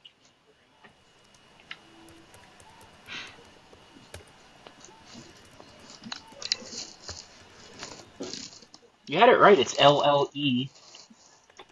They spelled it wrong. Okay. I'm pretty sure there's two L's. Ta-da! We did it, boys. They also spelled Jimmy Fox wrong. His last name is two X's. Oh, hey, good job. 100% on the last one. That's a good way to end it right there. Where'd Chance go? I'm still here. He's still there. He just doesn't. He didn't participate. But that's okay. All right. No, it only shows the three of us. My screen I has see him. Chance there still. Yeah, my screen has him there. All right, but anyway, real fast. So as you guys know, the Dodgers today signed Tanner Scott, the They superstar paid him reliever. way too much money. Yeah. So here's a quick list of everything they have spent so far. They have spent a total of $771 million so far this offseason. Godzilla's next. That is obviously Sasaki is next. We don't know the finances on that one, so that number is just going to skyrocket up because he's an I absolute thought they said fucking 300 stud. million. Nothing's been confirmed yet. That's what I think they want to sign him for, but nothing's been confirmed. I hope he says no. So, Tanner Scott, 4 years, $72 million. Blake Snell, 5 years, $182 million. Overpaid. Tommy Edman, 5 years, $72 million. Teskar re-signed for 3 years, $66 million. And obviously, Roki Sasaki, we don't know what that amount is going to be yet. There are rumors of what's going to be, but it's still not been confirmed on the number and how many years. They're building a little Tokyo those are over there. Yeah, those are top 5 signings. Everyone is obviously up in arms about it because every single signing we see, it seems that it has the Dodgers names attached to it. So, everyone is going about a full season salary cap. Now, hold on. Bobby and I had this conversation. What if, instead of just a ginormous salary cap, why don't we just make an off-season salary cap? You're not allowed limit to how spend many more moves than you this can make. Or limit how many players you are able to sign. Put like a tier list. MLB can make their own little tier list of players where it's a minimum and a minimum signing like offer or whatever. Like if you're in tier 1, you have to sign them for at least this amount of money for this amount of years. Year. Tier 2, blah blah blah, whatever. No, I wouldn't say that. It should just be. It has to be at least this amount per year. Yeah, and you could use it ranked based off of MLB service time. But then that would get tricky with the international pool. Yeah. So, Chance, what are your thoughts on something along those lines rather than just your standardized salary cap? Salary cap would be way too tough dealing with, especially in the minors and everything like that. It'd be way too tough to implement a salary cap. You could like do a it full just. Season. Yeah. You could do it just for your 40-man though. Yeah, you'd have to do something like that, but even then, it gets tricky. I don't. At least with this CBA and the commissioner, still, there will never be a salary cap. No. But if they were to do something, I don't see them limiting off-season moves, because then that just kind of the owners wouldn't agree to that. Yeah. If you look at the Dodgers, teams that are willing to spend money, they say, why are we being limited when other teams don't want to spend the money that we do? They might not have the money to spend like the Dodgers, but why would you hamstring a team like that? I don't know if it's necessarily a team that doesn't have the money, that doesn't want to spend money. I'm sure all teams want to go spend money and go get their players, but they don't have that kind of money to throw $80-90 million at every single player they sign. I'll use the Cardinals as an example. They have the money to spend. They just don't. So why should the Dodgers be punished for a team like the Cardinals that are cheap, that don't want to spend money, but have the money to spend? Don't even get there about talking about having a cheap owner. Yeah, so why would we punish a team? I get it. It feels wrong that they're able to spend all this money, but they're not doing anything wrong. No, they're not. They're well within the rules that we know of. I more or less there could be something. Just want to see. It's not going to make it competitive. Yeah, like the NHL is competitive. There's talent. Yeah, but baseball is too, because I mean, it's with any sport, anything can happen on any given day. Yes. Yeah, you might spend the most money, but you might just have a bad year. Still lost the season series to the Pirates. So, I mean, yes, the salary cap would help, but I just never see it actually happening. Mm-hmm. Unless it just really does get outrageous. I think it very well could be. It's 2 moves away. It's 2 moves away from getting outrageous. If they go and sign Pete Alonso, it's getting outrageous. He's going to be a Yankee. Yeah, they're not going to sign Alonso. I know. The Yankees have just saying. Goldie and Rizzo, which are older than time. The Yankees signed Goldschmidt? Yeah. Yep. I didn't know that. Yeah. Thank God. Get him out of St. Louis. You guys could sign Pete Alonso. We ain't going to spend the money. I just went over this. Yeah, they're not going to spend the money. Because you're paying him probably 20 to 25 a year. Yeah. I mean, they're just not going to do it, I don't think. But, yeah. Jason, what are your thoughts on the whole thing? They've got to find a way to put a stop to it somehow. I mean, while every team can go and spend money like the Dodgers, whether or not they have it, nobody has that kind of money unless you're the Yankees or Mets. Like, quit making everybody chase them because, they just play in much bigger markets and the MLB caters to their market. Like, cater to the MLB markets. Loved this World Series with the 2 biggest markets, but traditional baseball fans hated it. Yeah. The funniest World Series ever this year would have been Cleveland and Milwaukee, the 2 smallest markets in the playoffs. Yeah. And don't get me wrong, I'm loving the fact that a lot of these international, especially like these dope-ass just stud pitchers and hitters are coming over from Japan. Okay, let's also geographically speaking, we'll take it back to the 1940s and World War II. Where did Japanese immigrants go from Japan? LA. They went to California. Mm-hmm. So there's already a bunch of Japanese influence in LA. Yeah. So it makes it easier for them to just go over there. And New York as well. Well, that's mainly China. The Mariners also have a pull because they did get Ichiro. Yeah. Yeah. So it's a lot easier for these Japanese stars to go West Coast, to go to the West Coast. Yeah. Yeah, especially to Los Angeles. There's more familiarity between. But then we need to limit their other signings. I think you need to include the international pool money when it comes to guys like that into their regular. Yeah, because they're not signing these guys to small deals. Like Yamamoto came for $325. What if the MLB implemented what the MLS does? I know none of you know exactly what the MLS does, but they have an international cap. Yeah. Yeah. You can only have so many players from the international stage on your roster. The only problem with that is you do have a ton of Puerto Ricans, Indians, and Dominicans. Yeah, like Canada, basically about to be the 51st U.S. state. Won't get into that. Puerto Rico, basically U.S. It's a territory. Mm-hmm. It is a territory. So that's not really international. Now, Japanese, yes, that's international. Yes. Yeah, I think it would be difficult to limit regardless of how you went about it. But I would just like to see some of these like players just on different teams. It would be freaking awesome.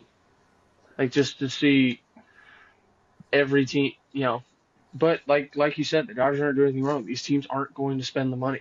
The Nationals aren't going to go spend the money to get a guy. Pirates probably aren't going to spend the money to go get a guy. They're saving up so they can afford Skeens, so Skeens doesn't leave y'all's asses to go to New York or L.A. We can't afford the $300 million like the Dodgers. The Cardinals are rebuilding and don't want to spend money. Cleveland, they paid one player who has been an absolute star. And he took a discount. But I don't know. Yeah, and he took a discount. I don't know if they're going out looking for another star to try and take a discount. So I don't know. It's going to be interesting to see what Sasaki's deal is going to be. If it's another $300 million deal, I think they would have 4 or 5 players over $300 million. I mean, Yeah, but it's all deferred money. Yeah, take away the deferments. I hate that shit. It's getting away with if you're gonna pay somebody $700 million, pay the fucking $700 million while they're That's playing. how all Let's these make big this contracts difficult. work in all I know. sports. The NHL is really the only sport that really doesn't do Mm-hmm. the deferments or like backloading a contract. Usually, what Yeah. you sign for is what you're going to get yearly. Like you sign 8 times 8, you're getting $8 million a year. There is no backloading Nope. to stay under the cap. No. The only thing they have is LTIR. Yeah. If you're Vegas, you know how to work it. Oh. Yeah, which is going to get removed in the next contract. Yep. So, like, I don't know, maybe move deferments. Get that out of here. I think Griffey said when he takes over, or whoever takes over, he's already said he's going to get rid of deferments. Griffey should be next in line. Because he's the assistant to the commissioner. Mm-hmm. There's been a heavy pull saying, hey, we need to get rid of deferments. Because that's how they're able to get all of these stars. Is they're able to backload these. Now, is this going to bite the Dodgers in the ass in 10, 5 years? 12 years? Maybe. Yeah, I hope maybe. so. It Because could be they're all quicker than backloaded that. soon. Yeah. Or this is going to turn we'll into see. a Bobby Bonilla situation. They're going to be paying these dudes the rest of their lives. Yeah, and then when they pass on, they're going to be paying their kids this kind of money. Yeah. Jeez. No, just it's. I want to see somebody else sign. You all don't understand how happy I was, and I think Bobby, you were stoked when I saw Corbin Burns sign with the Diamondbacks. I was like, thank you, God. Yeah. A different team The Dodgers, signed a player. Dodgers or Yankees didn't get it. Like, I was even stoked to see the Mets sign Juan Soto for that much money. I was like, finally, a team that's not the Dodgers signing someone. Yeah, the Mets have just as much money as either of those teams. Yeah. Yes. All right. We'll move on from the Diamond. There's much more Diamond talk coming in the future. Obviously, we are less than a month away from pitchers and catchers reporting. Hallelujah. The light is at the end of this tunnel. All right. Let's go to the ice. Chance, buddy. There have been 20 deals this year so far. Jacob Trouba, Cam Fowler, and Mackenzie Blackwood have kind of headlined the trades this year in the 20 deals. Wedgwood. So, yes. I went on Bleacher Report, and they gave 5 players who could and probably should go before the deadline. I want you guys to tell me if they should go and where they might end up. I'll start with the 20 deals. A deal that does not get talked about much is Capo Caco leaving New York to go to Seattle. Yes. Mm-hmm. It looked like the pick that he was supposed to be. Yeah. 14 games, 6 Saw that goals, on 13 Twitter. points. Yep. Just I guess a career resurgence, but he hasn't been in the league very long. But how old is he? 20. He's not very old. He's in his mid-20s probably. Yeah. Or He's early 20s. He's not very old. He was the second overall pick. Mm-hmm. I want to say 3 years ago. Yeah, but okay. So Do here's they have 5 players. the 5 players listed? Yes, I have them right here. Wrote them all down. Are we guessing where they're going to end up? Yeah, or are we guessing who they are? No. I'm going to tell you who they are. Kind of give you a rundown of each player, and you tell me should they be traded and where they, if yes, where could they go? Where could they end up? Okay. Kind of deal. Like Ready? this. All right. So first one is the defenseman off the New York Rangers, Zach Jones, the young defender.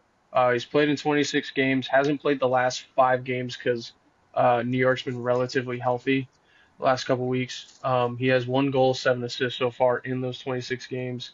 He's averaging 1.5 minutes of playing time. But again, he only really plays when they're not healthy. Again, only 24, so you have a while. Could and should the Rangers get rid of a young defender in Zach Jones, or should they keep him? Considering he only plays 1.5 minutes, I don't know shit about him. Yeah, I couldn't tell you anything about the guy. Now, the one person I'd look at on the Rangers to get traded, if they are to become sellers, is Keandre Miller. Mm-hmm. Has not looked the same since he broke onto the scene in the playoffs. He's looked overwhelmed at times. I could see him getting let go because I feel like a team would take a chance on him. I agree. Yeah. And I think a team would give up, I wouldn't say a good haul, but a decent enough haul to keep the Rangers afloat. Damn. So they aren't a full rebuild team in the coming years. Baltimore, 2-point conversion away from tying it with 1.5 minutes left. I mean, this is what you But expected. yeah, I look at game. Keandre Miller to leave. Yeah. There are talks that JT Miller from Vancouver was he there's drops a trade it. that almost went through with the Rangers a couple nights ago. That's why he sat. But that fell through. So Yeah. I wonder what. I'm sure JT Miller is on that.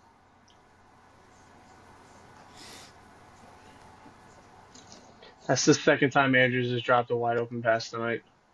Oh my goodness. Anyway. Well, he was a fantasy bust all year, so this was bound to happen. Well, they got to onside kick it, obviously. I like my chips with salsa, Mark Andrews. Yeah. You are now a new employee at Chili's. Per chance. I think per everyone in the NFL right now. Heartbreaking. And you probably just cost them. You just cost them a chance. Yep. Oh well, couldn't happen to a better team. See you next year, Baltimore. Okay. So, Chance, this is the only player that Bleacher Report gave me that a guy that really doesn't play all that much. Okay. Yeah, because I have no idea. Yeah, I've never heard of this dude. So let me generalize. I don't watch many Rangers games. Yeah. Yeah.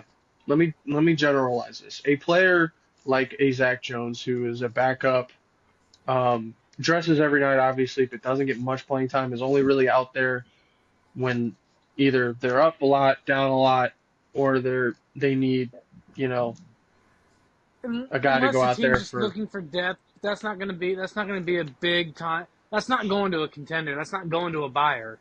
Yeah. Okay. I could see like a team like Anaheim or teams towards the bottom trying to get younger. I could see the Blackhawks maybe. They built their team the wrong way in Chicago. Yeah. They went offensive heavy. And when those teams were built in the 2010s, they were built from the back end forward. Yep. You look at guys like Seabrook, Duncan Keith. They built their defense up, and then they had Kane and Taves, and they built pieces around them. Yeah. So. Okay. All right. The second player from your wagon, your team, the Toronto Blue Jays. Not Blue Jays, Jesus Christ, Maple Leafs. Blue Jays could be a wagon this year. Yep. Nicholas Robertson, forward. Nicholas Robertson, 39 games. He's at 8 goals, 4 assists. He's +1 in that category. He's only 23 years old. Chance, I don't know if you know about him. I believe he's averaged. I do know about Nick Robertson. I think he's averaged 8.5. He had a great preseason. Mm-hmm. Looked like he might have taken the next step. He just doesn't look comfortable in Berube's system.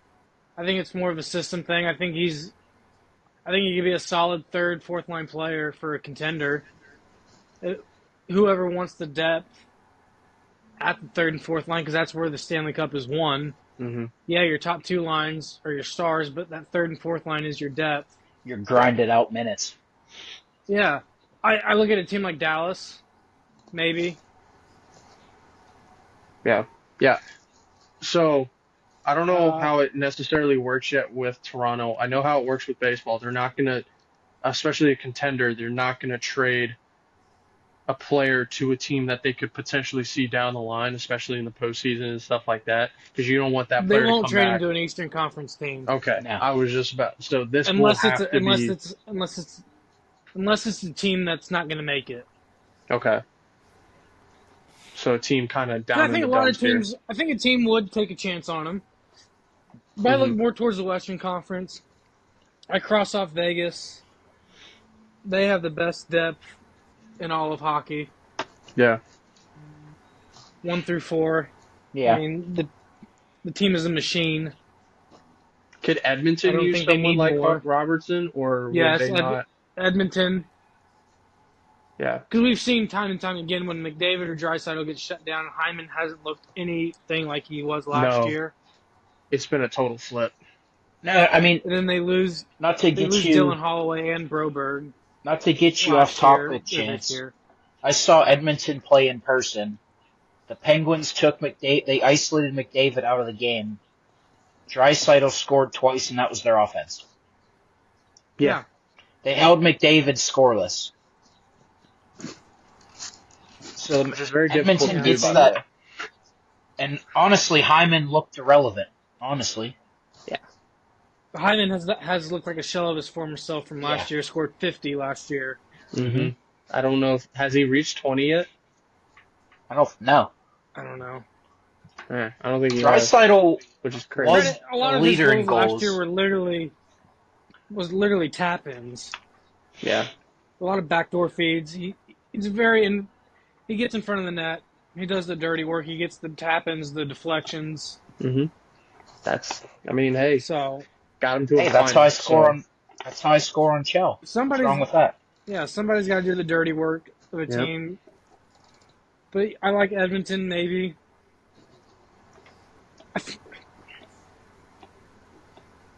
I wouldn't be surprised if Minnesota tries. Minnesota could They could only definitely be a use the piece or depth. two away too from that next level. Yeah. Yeah, I think Minnesota's just a few. I'd like to see him get a third line center. Yeah. The big thing with Minnesota this year is Kaprizov's starting to play to what we thought he was. Yes. Kaprizov has taken that next step this year. Mm-hmm. The step we've all been waiting for. Yeah, it was bound to happen. His talent's off the charts. Mm-hmm. The dude's the perfect mix. He's fast, physical, hell of a shot, battles for the puck, he'll pester you on defense. He plays a lot bigger than what he looks like. Exactly. Yeah. I've seen Kaprizov play a handful of times. He's not afraid to get Louis. scrappy if the puck's in the corner. Not at all. Not even a little bit. He's just a dog in there. He's just so good. All right, I'm going to butcher this next name. So bear with me. I believe it's Niles. Who does he play for? Vancouver. Vancouver? I think Niels it's Niles. Hoglander? That one. Niels Hoglander. Niels Hoglander. Forward out of Vancouver. 42 games this year, 3 goals, 6 assists. It's kind of been a down year for Vancouver by their standards, especially coming off the year they had last year. Does it give you anything about this dude? Does it tell you 24 years old? I believe he's a center. He's a forward. I would hope he's definitely.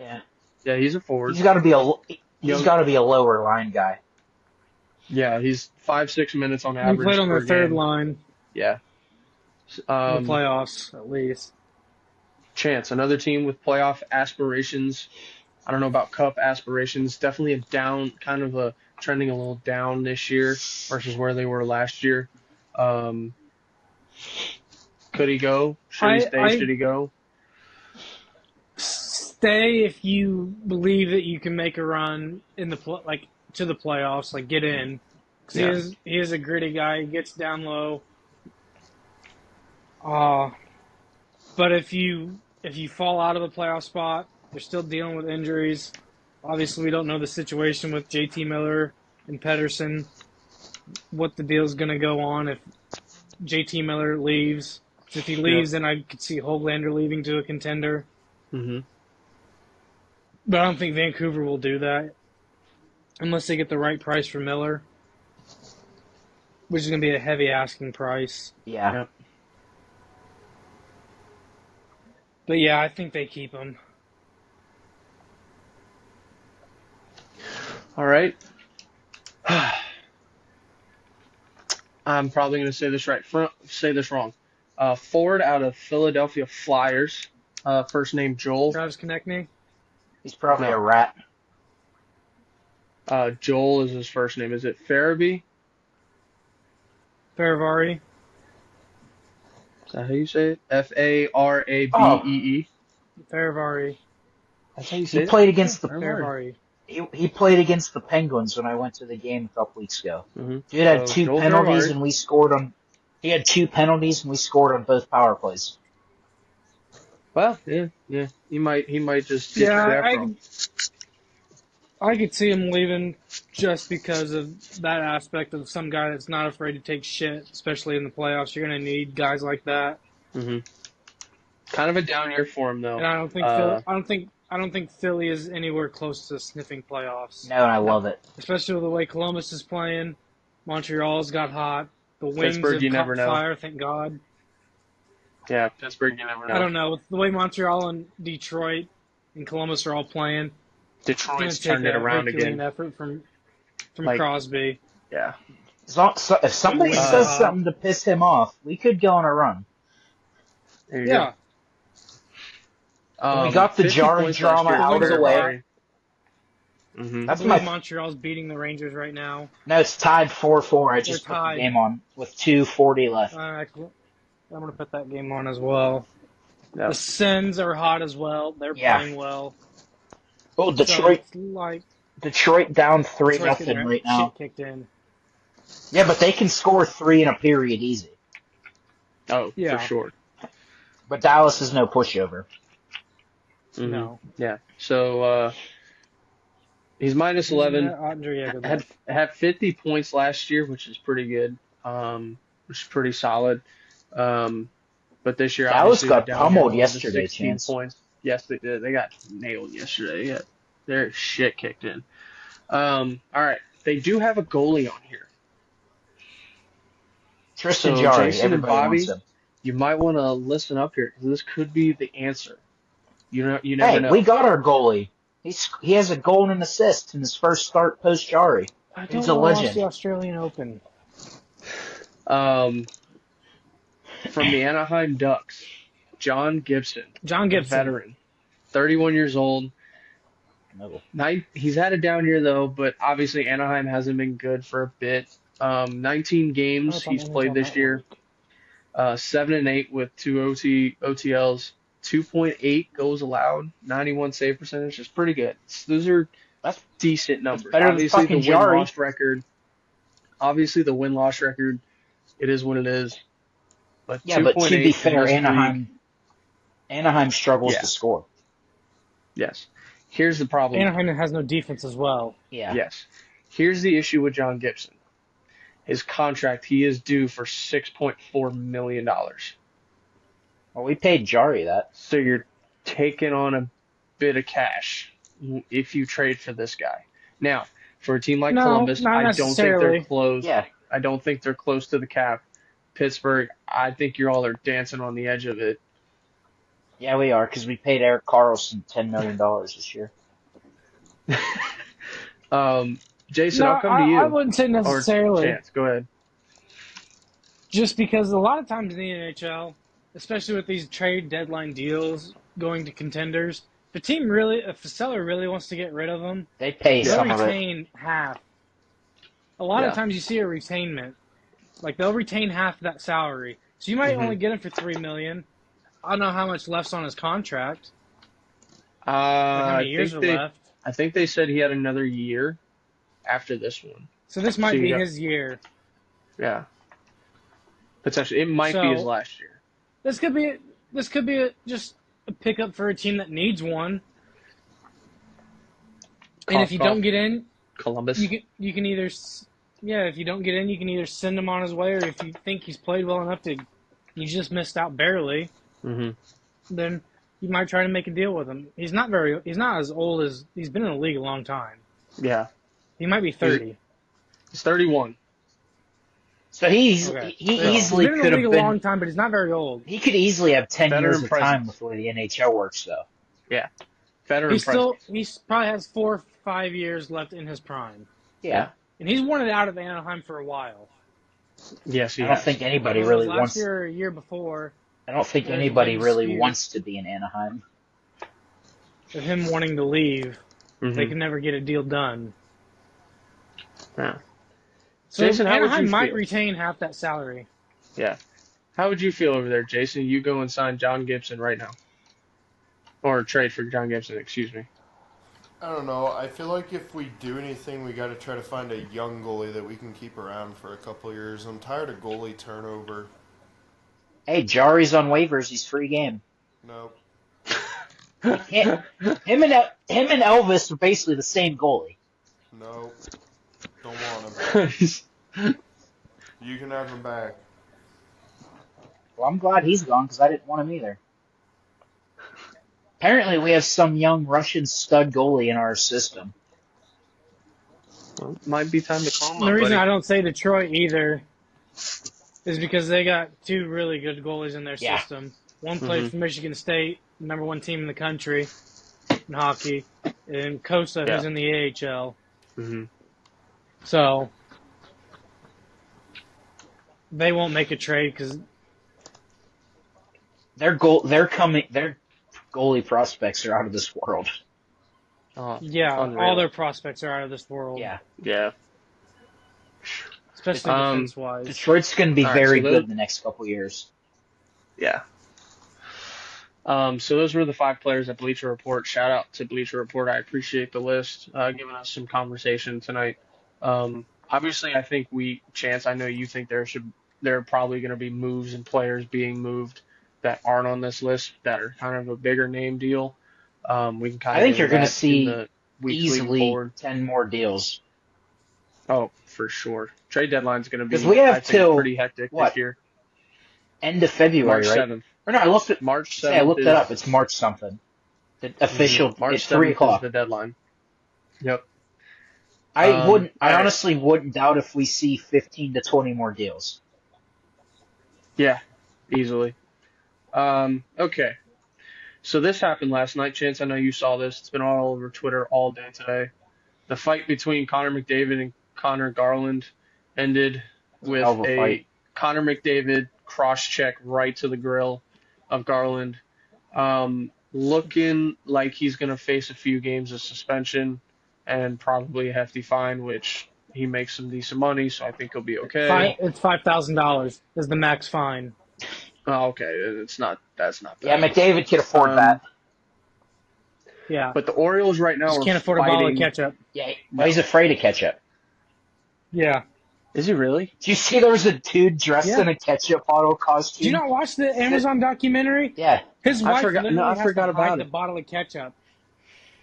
Huh. There was a She dude. likes forgot all ketchup about on that. like some of her food. There was a dude at the game sitting behind the bench that had a ketchup bottle costume on.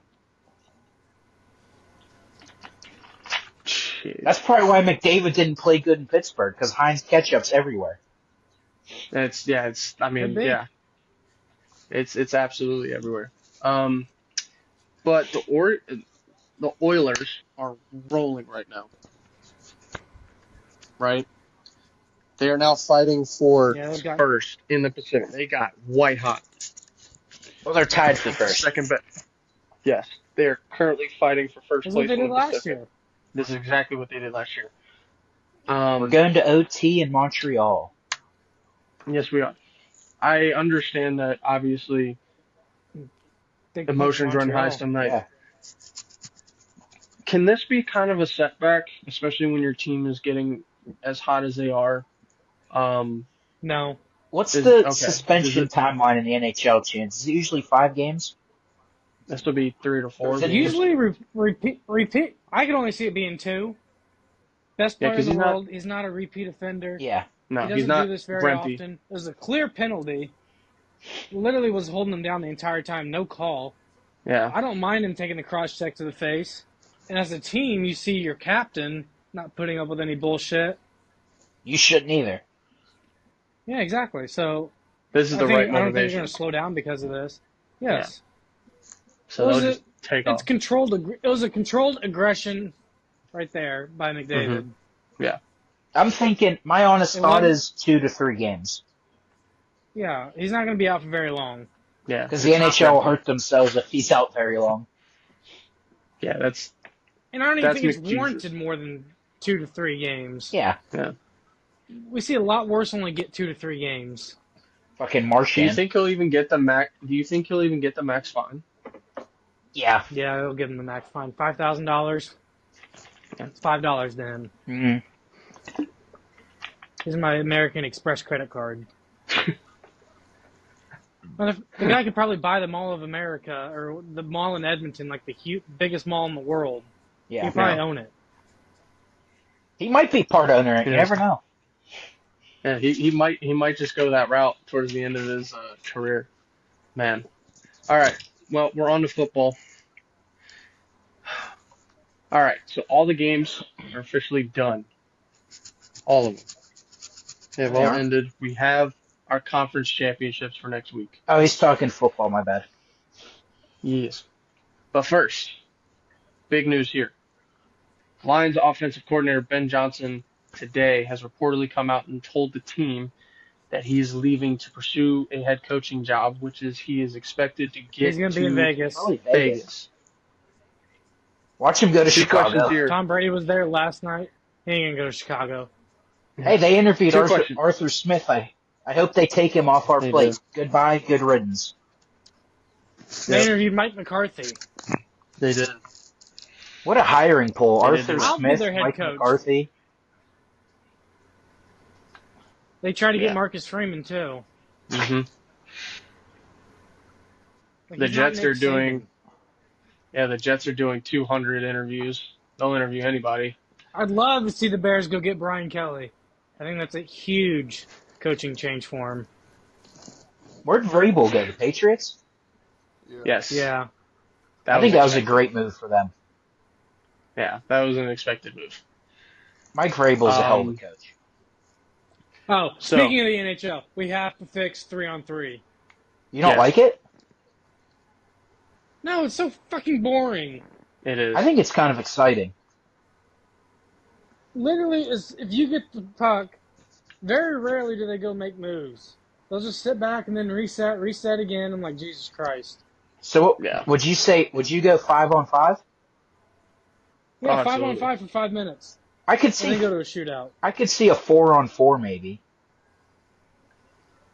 Yeah, I want more bodies out there, less space. I get it's a lot more skill based when it's 3-on-3, but sometimes it can get boring because teams just go back out of the zone constantly.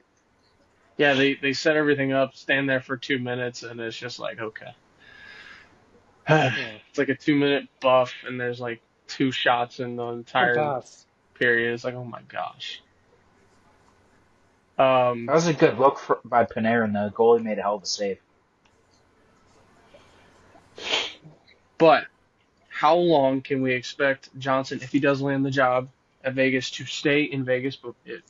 And how big of a blow is this for the Lions going forward? I leave that for the floor. Anyone answer at any time, go for it. Full set. I think it's a huge blow losing both their coordinators. I think we know what kind of coach Dan Campbell is. He's not a situational football coach. He is a leader. I will give him that. Mm-hmm. He can elevate his team on his words. Culture builder. When you get the dude has to give a hell of a pregame speech. But terrible situational football coach. I agree. I have no problem being a culture builder, but we'll find out really how good of a coach he is when he loses both his coordinators. Mm-hmm. Because Aaron Glenn's going to be out the door as well. Yep. Jason? Where do the Raiders pick? Probably top 5. What pick do they have? They're 4. They're 4?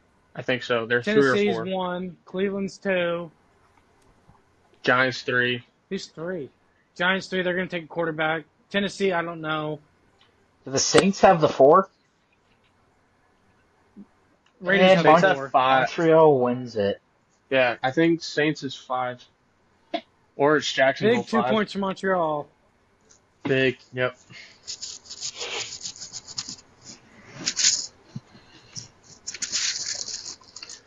But Jason, what do you think about this whole deal? What are we talking about? Welcome back to the show, buddy. Johnson We're talking about the Lions leaving the losing Lions. Ben Johnson to the Raiders and potentially losing the defensive coordinator as well.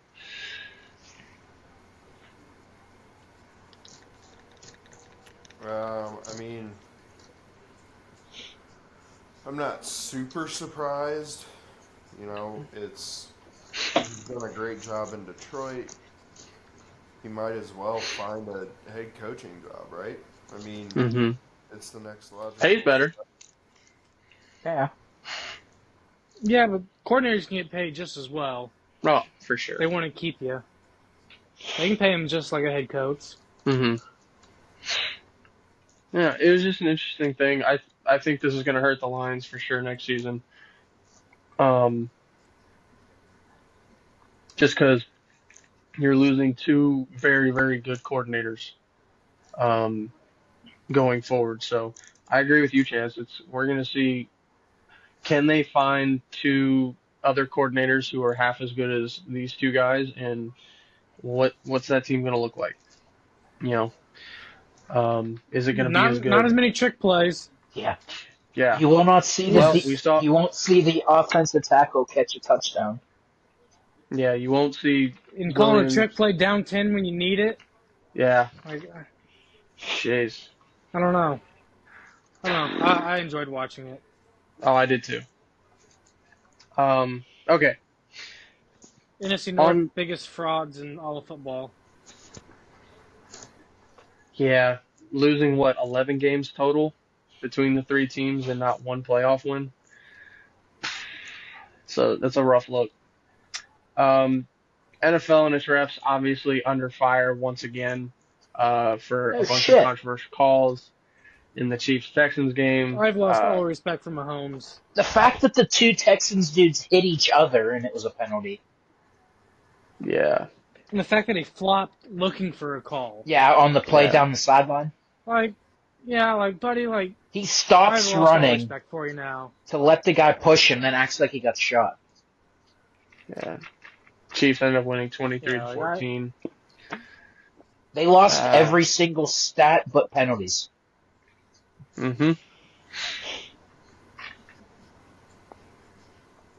Yep. So, okay, moving on. Detroit turns it over 5 total times, including 4 interceptions, 3 from Goff, one on the trick play. It was beautiful to watch. Being totally biased here, it was so beautiful to watch.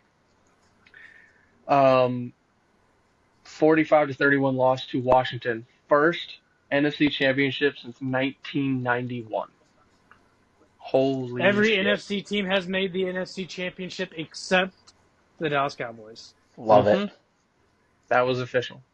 But here was what's popular in 1991. Y'all ready for this? Nirvana released their album.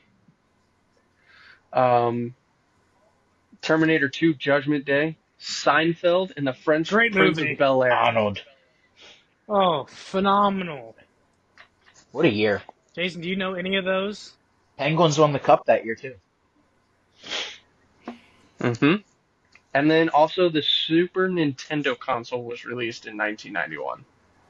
Never played it. Yeah, and that was one of the first, that was one of the next steps into the next gen of gaming. That's why that was after the Atari. Yeah. So that's what was hit back in 1991. Great. Apparently Whitney Houston sang the national anthem for Whitney Houston was singing national anthem for the Super Bowl that year. Apparently. Fun fact. So Jaden Daniels went for 299 and 2 touchdowns, 16 carries, 51 yards. The thing that sealed that game was, yes, the touchdown sealed it, but that 4th and 2 really sealed it. That 4th and 2, they could have gone for the points, gotten the field goal, but that throw to Terry was a beautiful throw, and I think converting Chance. I think you watched the entire game. I think you can talk about it. It's like that 4th and 2 really kind of felt like the nail in the coffin. I think that kind of just said, "Yep, Washington just won this football game." I'd say Washington beat Detroit at their own game. Yes. The 4th downs that they went for, they tried to get cute on the very first one with Mariota in there, and they tried to do a fake QB sneak, pitch back to Daniels to roll out to his right and run with it.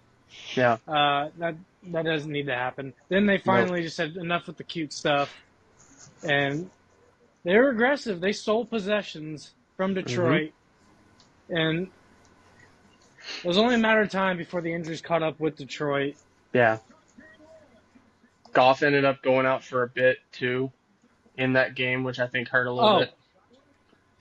The fact that people want roughing the passer on that block, oh my God. He's not a quarterback at that point. Nope. He is a defender and just got absolutely. Yep. It's Don't worry, if that's that's not roughing the Mahomes. passer, people. If that's Mahomes, it's somehow a penalty.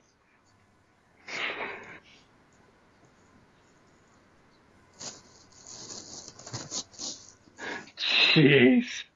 Twitter strikes again, but yeah, no, it was a clean, just got absolutely just for. Do the Lions need to think about? I know they just signed Goff to a big money deal.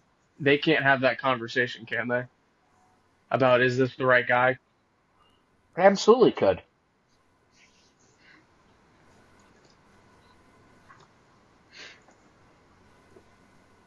Wasn't good in clutch time. No. Is not a clutch quarterback.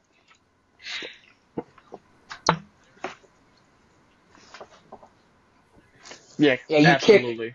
You kick those You're 3 2 field goals away. Yeah, you kick those 2 field goals, you win that game. Yeah.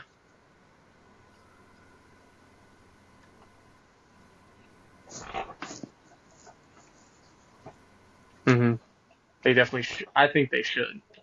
They very well can.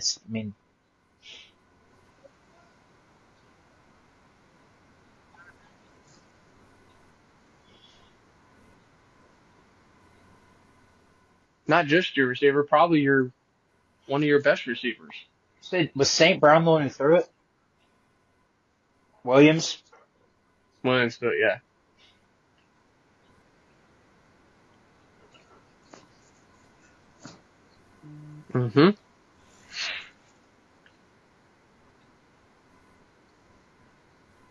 Yeah. Yeah, I agree.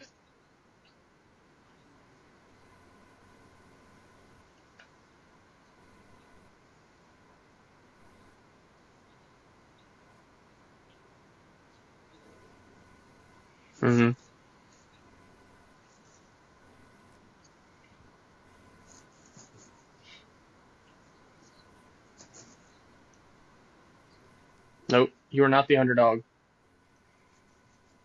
Yeah, especially how they beat teams all season long. Yeah, especially because Detroit didn't play with their food this year. No. They went out and they busted people up. They busted teams up. They made teams look very dumb all season long. I'll give them credit on that, except Green Bay. They made a lot of teams look very, very dumb all season. So yeah, no one was going in that thinking like, and you were a 9.5-point favorite. Ain't nobody thinking you were the underdog here. You went a 9.5-point favorite in a playoff game in a divisional round. There is not a in your own solitary stadium person thinking you are sorry. Yeah, at home. No one's thinking you're sorry.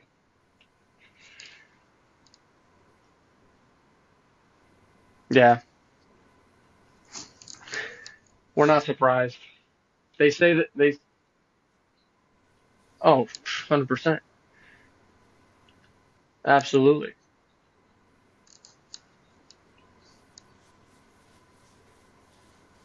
Yeah, well, I'm just happy they didn't make it to the Super Bowl. That's kind of icing on the cake for the season. Yeah, no. That was nice. I know the loss to the Eagles stings because, God, we had a team that could do it. It's very true. Okay, on to the next one. The Eagles defense holds off another potential Matthew Stafford playoff comeback. 28-22 today. Saquon frickin' Barkley. The Lions are going to the Super Bowl.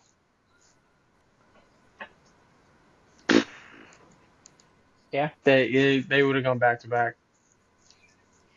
Yeah. Matthew Stafford is that guy. Yeah. Sling it like Absolutely. Mm-hmm. The entire game, I was sitting there chanting, like, can never count out Matt Stafford. Dude finds a way to be in every game.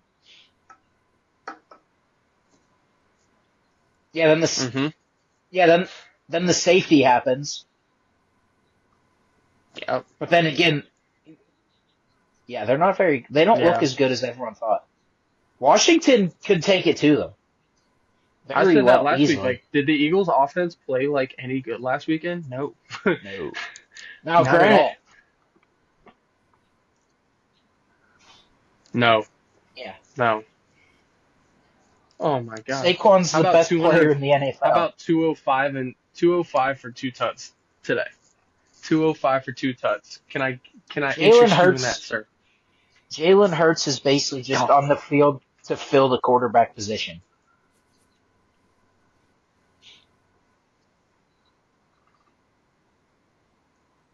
I don't even think I don't even know if they would have made it this far.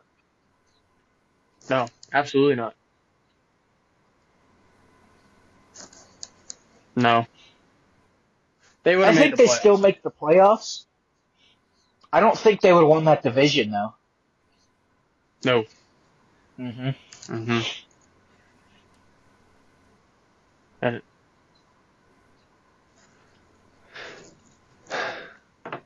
Yeah, I mean, it's another thing. Like you said, Stafford on the Lions. How about Stafford on the freaking Eagles with A.J. Brown, Smith, Jahan Dotson, Dallas Goedert, and he's got some guy named Saquon behind him?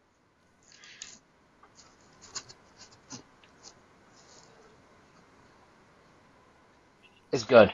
Is godlike. Yeah, I mean, but that's a once in a generation receiver. Yeah.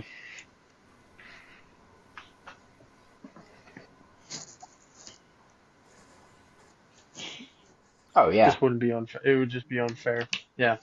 But Eagles hold on. They obviously get Washington at home next week. I believe it's Saturday. Or no, are both games happening Sunday? Both games are Sunday. They're both Sundays. I think they get the early game on Sunday. So speaking of how the 2 NFL games are next Sunday, right?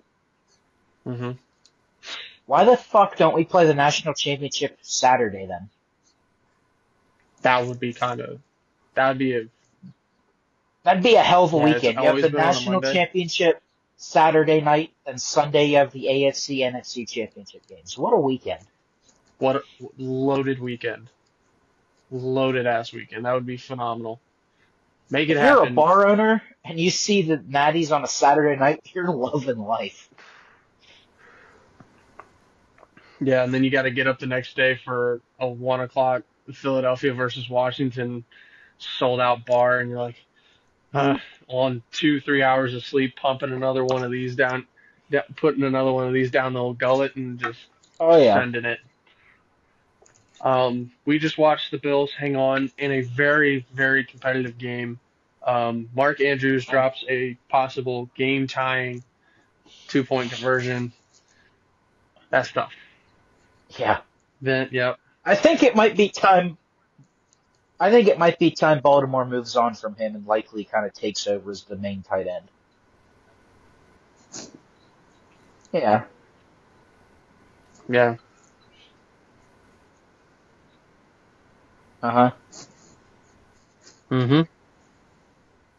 Then he went on that stretch towards the end of the year where he was, 4 straight weeks with a touchdown. Mm-hmm. Yeah. Yeah. Mm-hmm. Allen had 2 touchdowns tonight. That's on the ground. That's your MVP. I think that sealed it. Yeah. Yeah. Obviously. They say they don't. I really don't buy into that.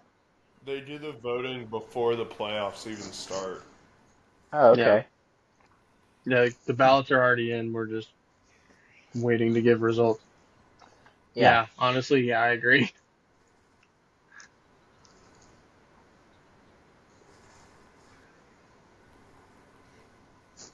Don't worry, I somehow wouldn't doubt if Mahomes is the MVP because the way the NFL fucking is. Yeah.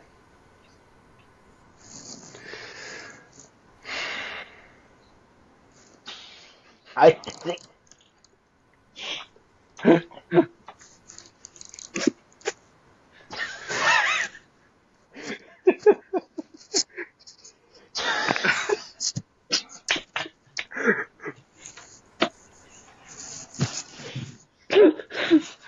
Oh man.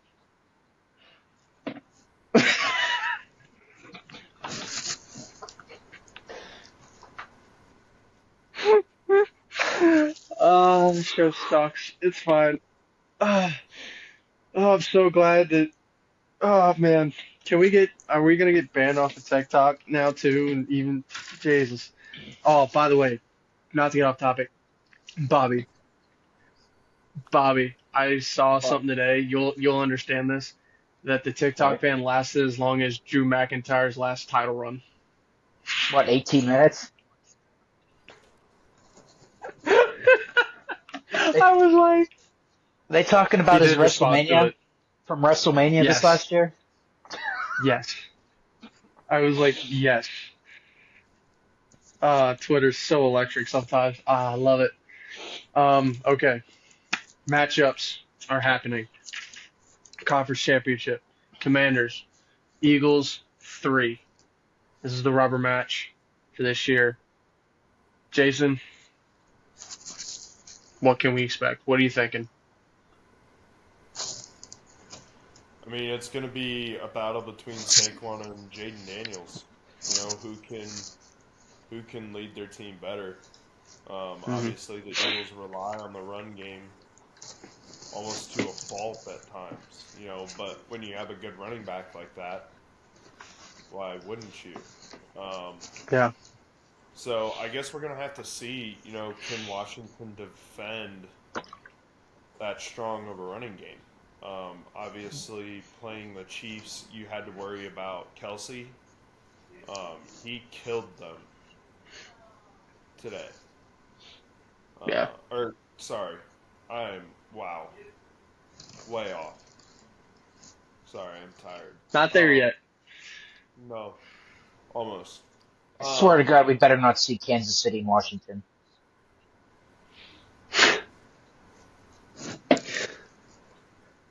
Yeah, exactly. I want a Detroit Buffalo, but I did too. That would have been two hell of a two fan bases that just would go at it. But Yeah. you know, Washington they played LA, correct? Yeah. Yeah. No, Washington played Detroit. Yeah, they played Detroit. God, I am way off. I'm just fucking out of it. I'm so tired. It's been a long ass weekend. But You need to invest in one of these, sir. Dude, why the fuck are you drinking an energy drink at 10 o'clock? So I can be on this show, bro. Don't you have to go to work tomorrow? Yes. Yes, I do. Still I have to work buddy. still. yeah, I have to work. Must be nice. Anyway, forget Little I too mentioned the Chiefs or the Rams, but playing against Detroit, right? Goff has been lining it up.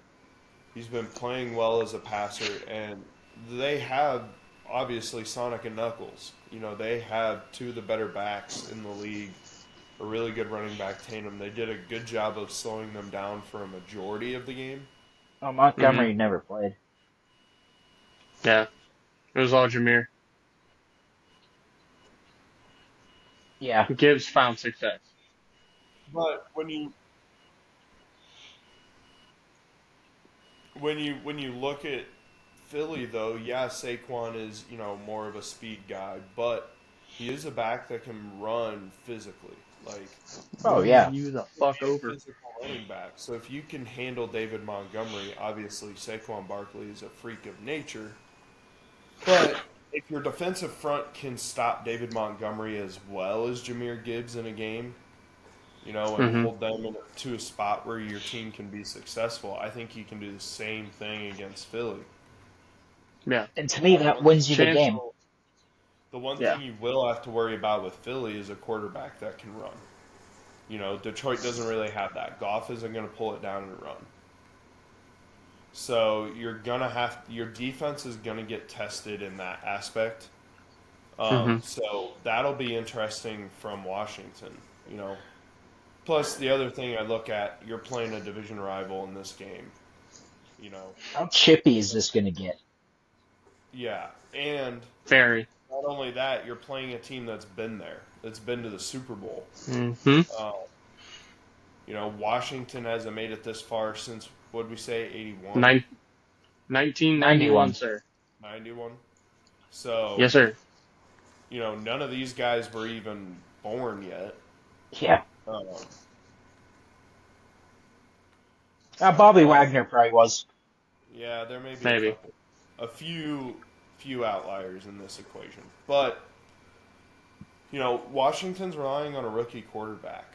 How well can Jaden Daniels play in a situation like this? You're going to be on the road in a hostile environment because those fans are not easy to play in front of when you're a visiting team. Not at all. So it's going to take a lot for Washington to beat Philly, in my opinion. He didn't look phased in Detroit, though. There were a few throws, though. What? Yeah. Yes.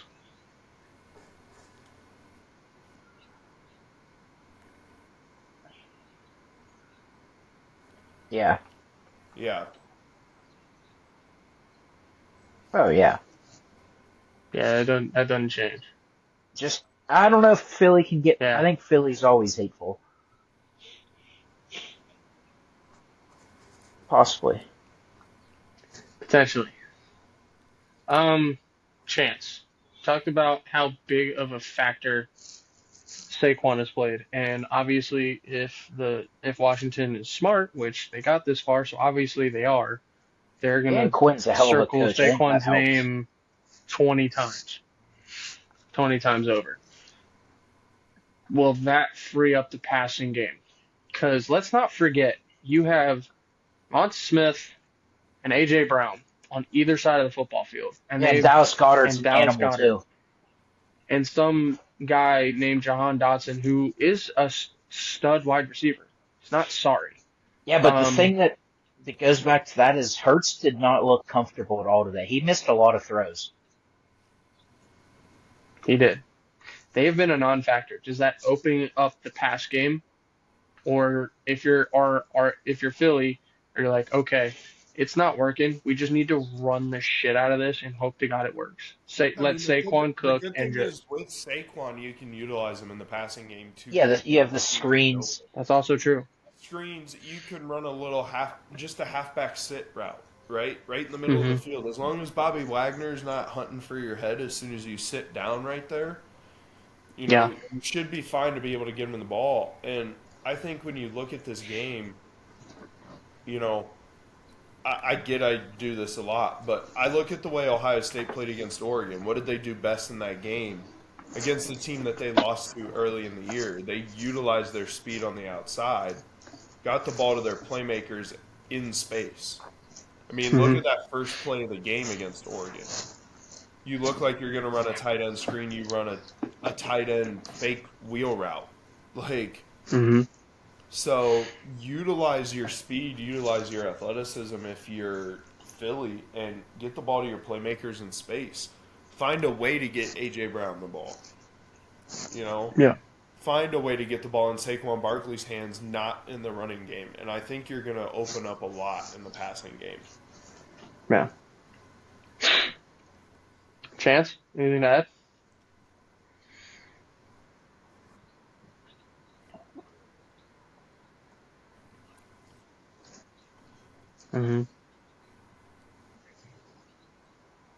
The thing with Detroit, though, that I look at is all of their starting defense was pretty much on IR. Now you're going to play an Eagles defense that has a lot of speed, a lot of great play recognition. They're big, too. Dictate a game. I mean, you look. Obviously, the first part of this game I listened to on the radio, but the Eagles game, the one name I heard a lot was Nolan Smith, and the other name I heard a lot was Jalen Carter. You know, and Dean. You've got three guys coming in out of the defense that can make plays and disrupt a lot of what you want to do. Yeah, and not only that, you have two DBs, the rookie Mitchell, who has gotten He's hurt. exponentially better. Did he get hurt left- today? He left the game and never came back. Oh, I mean, well, the other guy if he's all right, and Darius Slay. Darius Slay, yeah. Hey, according to Pat McAfee, He's sitting back there too. and according to McAfee, you have the what's he call them? The how's he say it? Oh, I know what you're talking about. I totally forget though, but yeah, no, I know what you're talking about though. Does he just say the amazing whites, or he worded something else? He words it however he wants to during the time, so. But you're gonna have to work away from Darius Slay, but I don't feel like you can just completely throw away from him. I feel like you need to attack him. Yeah, at some point. Make him make plays. Mm-hmm. Lull the other corners into a sense of, okay, they're just going to keep, they're going to go that way. And that's when you're going to open up the deep ball. Because Washington does have some speed. They don't have the running game, but they do have the speed on the outside to be able to take advantage of missed coverages that could come from showing them we're not afraid to attack your top corner. Yeah. Bobby, what's the final score and why? I think it's going to be another close game. I mean, I'm kind of torn between who I think is going to win, honestly. The way that the passing game looked today, if Washington somehow can shut Saquon down, I think Washington wins this game. You got any final score, or is it just a toss-up right now? It's a toss-up who I think is going to win, but I'm going to predict 31-21. 31-21? Okay. Chance, what about you, buddy?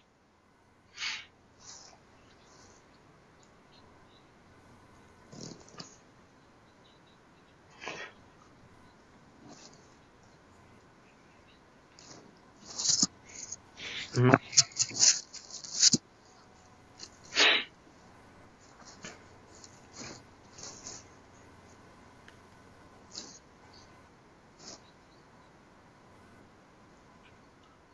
Snow, cold, ice.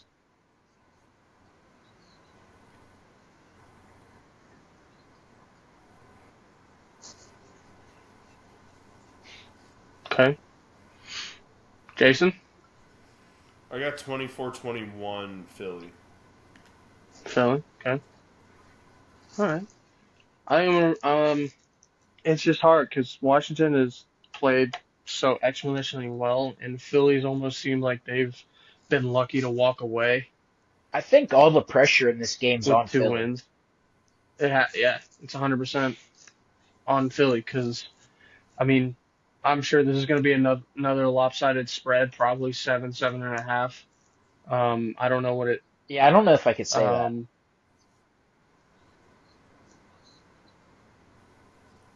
Yes.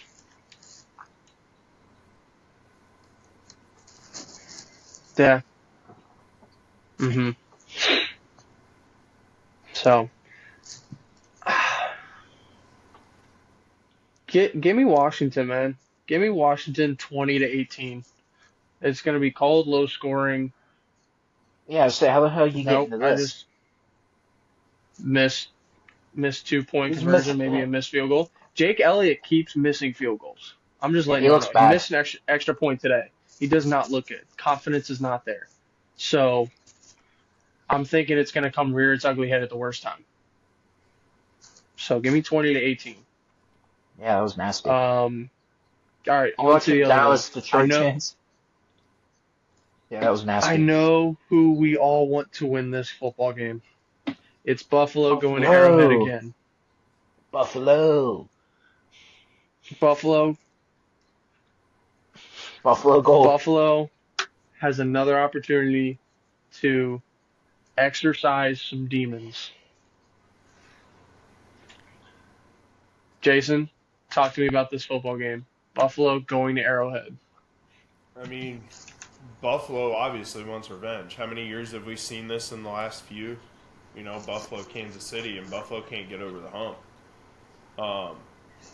And we all know what the Chiefs have on their side. Yeah, the referees. I think the big thing is going to be for Buffalo, you have to rely on your linebackers, maybe a safety, to be able to cover Travis Kelce a lot better than what we saw in this previous Chiefs game. Yeah, Houston did not play the greatest defense, but Kansas City also didn't look terrible. Over the middle of the field, how many times in that game? And if you give Too Kelce many. space to make a catch and turn and run, he will beat you. Doesn't run very fast, but he will at least catch it. And, you know, I get, you know, people look at Houston and go, oh, you know, all their receivers are hurt. Okay, I get that. But that doesn't have anything to do with the way that your defense looked. Nope. You've got Will Anderson. That's about it. If I'm the Texans, I'm going to get defensive help in the draft this year and in free agency. But when I look at Buffalo, you know, they shut down the receivers today for Baltimore.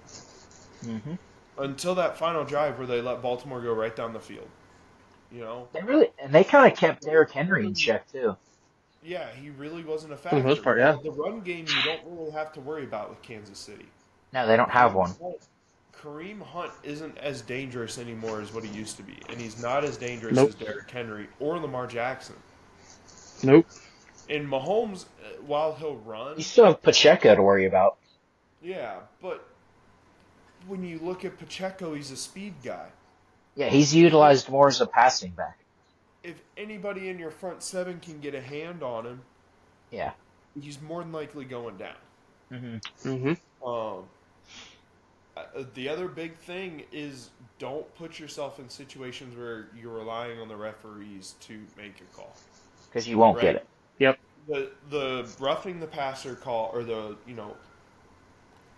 the unnecessary roughness call when Mahomes slid, the two Houston guys hit each other. Okay? Yeah. They're going to call it. Don't put yourself in that situation. There's zero reason to hit him in that situation. Yep. You can't even breathe on him. Yeah. If you're Buffalo, you cannot put yourself in any situation like that. Do not leave any calls up to the referee. Keep it clean. The other side of the ball, though, when you look at offense, I think the big key is going to be getting the running game going outside of Josh Allen. Because the Chiefs have the speed. They have the ability to contain Allen. Will his legs play a huge part in this game? Yeah, absolutely. They do in every game he plays in.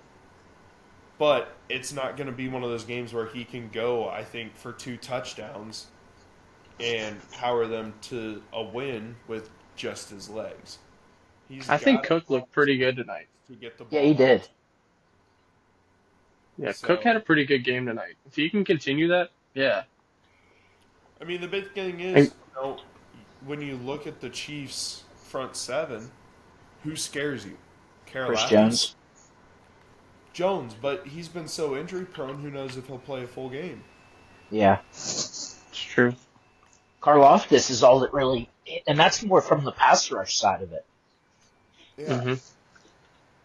Yeah, exactly. Yeah.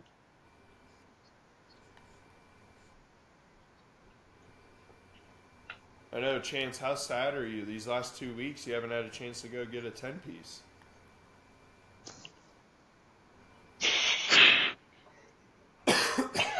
Jesus.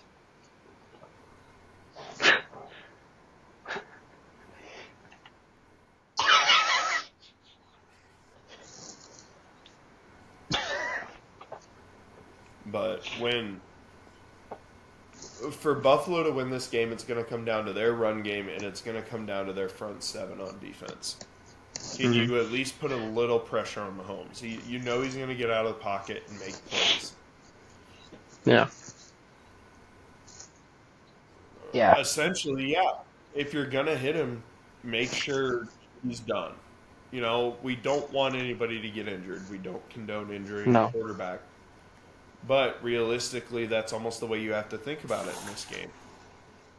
Because if you breathe on him, it's a penalty. Yeah.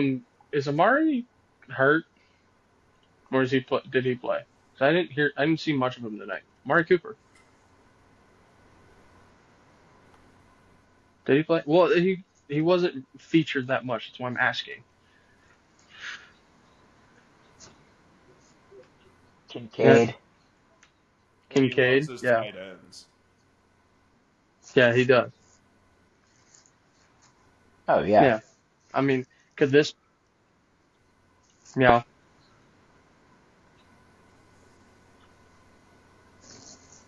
All right, cool. Because I'm sure he can be a factor. Amari Cooper's a freaking stud, so...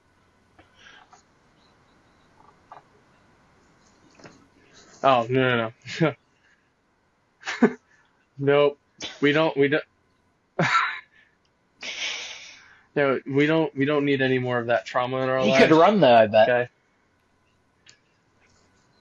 Oh, He was like Mike lightning. He was like Mike Wallace. There'd be no one within 10 yards of him.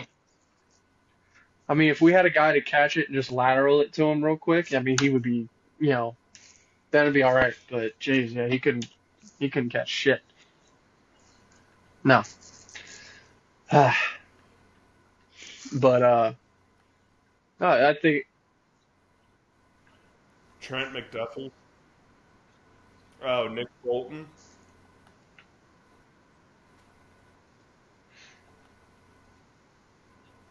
I don't know, honestly.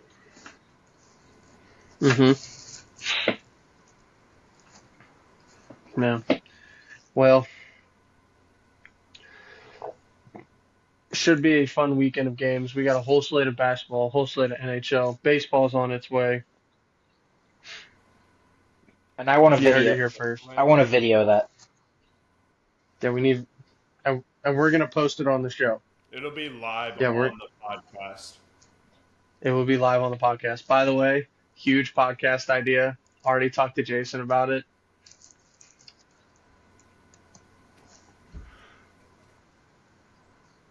Yeah, live. Oh, we're doing it at Applebee's. That might be kind of Anyway, hard to do. There's a lot of surrounding noise. We'll discuss details. We got plans coming up though. That's all you need to know. That's all the people need to know. All right. We're not at all. All right. That's Bobby. It's Chance. Jason. I'm Will. Yeah. I think all of us are picking Buffalo. If you're not picking, come on. Yeah, we're picking Buffalo. 27-21.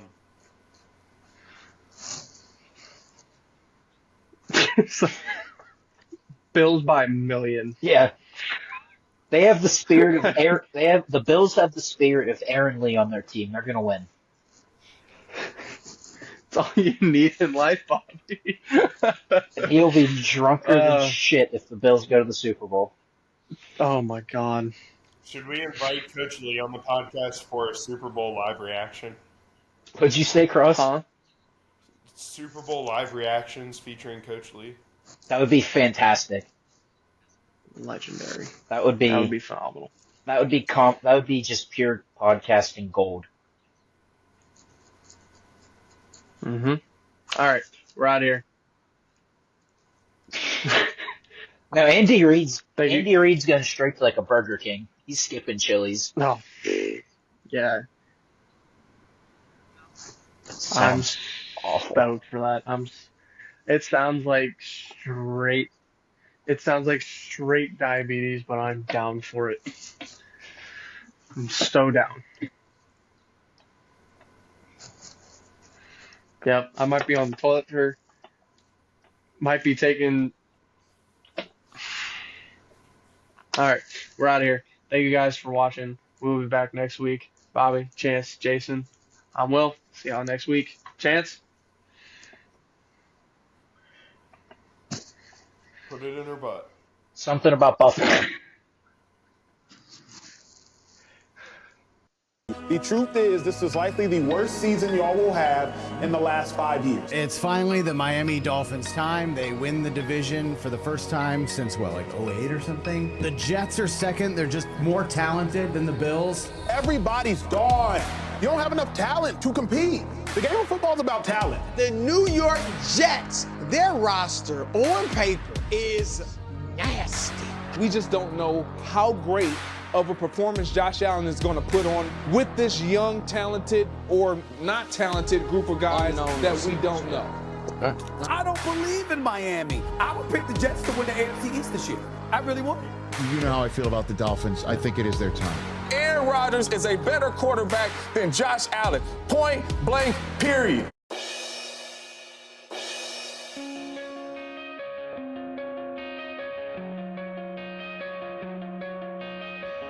Coming out of my cage and I've been doing just fine. Gotta be down because I want it all. It started out with a kiss. How did it end up like this? It was only a kiss. It was only a kiss. Now I'm falling asleep and she's calling a cab while he's having a smoke and she's taking a drag. Now they're going to bed and my stomach is sick.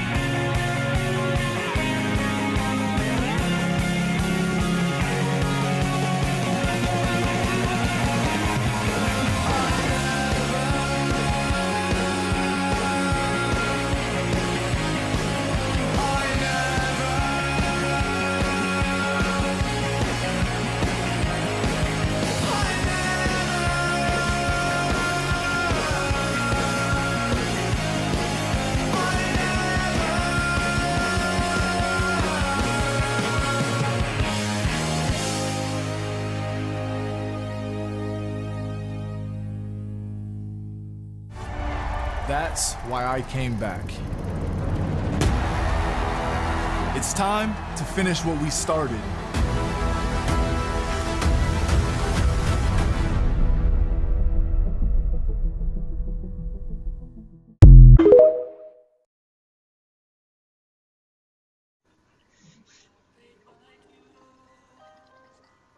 I'm playing it. I don't know if you can hear it. Suck me sideways. That's all that needs said about my mood today. Sorry, Chance. But Ohio State took down Notre Dame last night. Sadly, I wasn't able to drink to it because I had to drive. But My aunt hasn't talked to me since the game ended. the Texas game? Both. She's mad at you. Apparently, I mean, I sent her. I flat out said, you know, if this game was the other way, you'd be talking nonstop shit, so don't go there. And that was the last I said. Hey, I give Notre Dame a lot of credit. They fought. They made that game a lot closer than I thought it was going to be.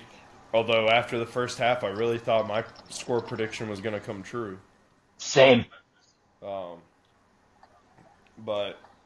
I mean, at some point, talent takes over, and the team that's played in big games like this, it takes over. And I think that was the big thing for Ohio State. Me and Chance talked about it, you know. You pretty much just stole all my lines that I told you today in the car. So. Oh, well. I still don't know what I said in the car. Notre Dame decided to go man coverage, cover zero there that last play to Jeremiah Smith. I mean, it just makes no sense. You know they're going to have to throw the ball. It's 3rd and, 10 plus, and you're playing cover zero on the best receiver in the country. But, I mean, when Notre Dame started the game, Chance, how did you feel after that first drive? I mean, I felt pretty good. I mean, as soon as the second drive hit, I was like, they're gas. They have no energy left. When Leonard could barely walk around after scoring the touchdown is when I thought he was concussed. It was over. I thought they said he yacked. Yeah, he threw up everywhere. Puking rally, man. I mean, he had 9 carries on that first drive. So, it just goes to show you this Notre Dame team this year, you get them behind the sticks and you force them to throw the ball, that's how you beat them. You know, they just didn't have much of a passing game. I was really only impressed with one of their receivers, and that was Greathouse. He was the only one that really showed me anything. The tight end had some big catches. Yeah. I feel like they could have gone more tight end play, though, and found success. But they didn't. I feel like they could have gone that direction, but, like, Jason, you're right. They got behind the sticks. And when you're running the football with your quarterback 9-10 times, and then you're going to your running backs all the time, like, it's hard to run the football and find, like, find that ultimate success, because one of these playoff teams is going to stop you, and then what can you do from there? You know what I mean? Like, and I think the great point about this was, Jason, it was 9 minutes left, fourth quarter. They were still down to 31-15. They went on a drive, but they kept trying to run the football with Leonard, and he kept getting stuffed at the line every single time. And then when he goes to throw the football, he's just way off. Like, I felt like this showed how kind of, I don't want to say, they were pretty one-dimensional, and Ohio State was finally the team in this playoff that stopped that one dimension that they were really, really good at. He did make some plays, though, to make it close.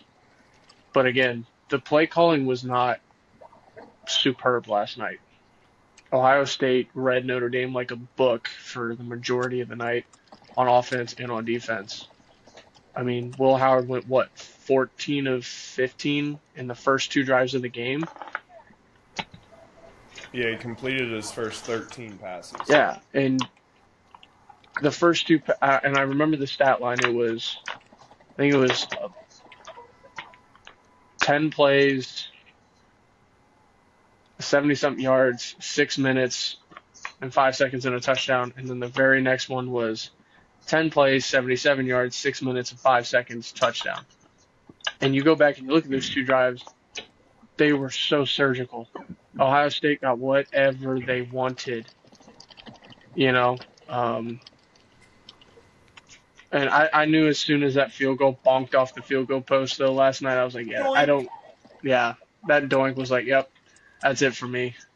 Even when they came back and made it an 8-point score, I was like, that's it for me. When they chose the field goal there, that kind of gave me the mindset of they thought it was over too. Well, they didn't get close enough for me to really go for it. They were, 11? They were 9 yards deep from the end zone. And they were trying to run the football to get close, to make it 4-down territory, and they hadn't been throwing the football well at all. So at that point, I mean, what else are you going to do at that point?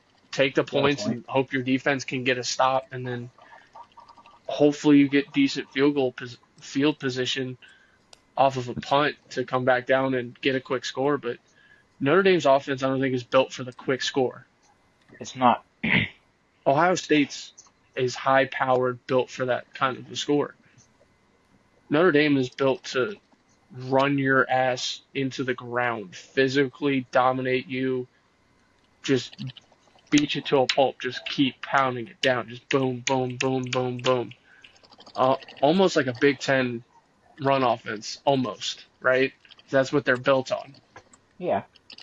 And Ohio State didn't let that happen. How many times did Ohio State go down and get 20, 30, 40 yards off a play? Multiple. And just like that, it's boom. They're in complete control. Notre Dame didn't have that last night. They couldn't really do that. Real quick, as we were talking about it, Ohio State is now up 2 on Purdue. They went on a 20-2 run. Hey, weren't they down big at halftime? Yeah, they went on a 20-2 run. They're up 2. There you go, bud. So now I've got it on. There you go.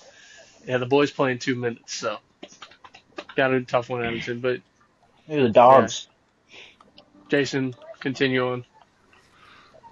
I mean, it's not often you can sit and look at a team. Ohio State had 2,000-yard receivers, 2,000-yard rushers, and a 4,000-yard passer. And they, of the top 10 in the final AP poll, they beat 2, 3, 4, 5, 9, and 10. Mm-hmm. So,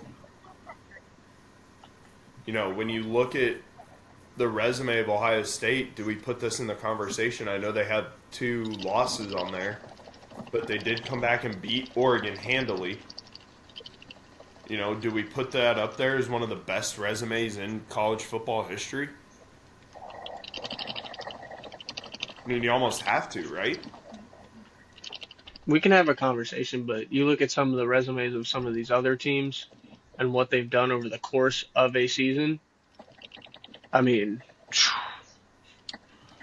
Ohio State did the same thing. I know you've got the playoffs and you've got more games, but to beat Texas, Oregon, or to beat Tennessee, Oregon, Texas, and then Notre Dame, that's a really good stretch. But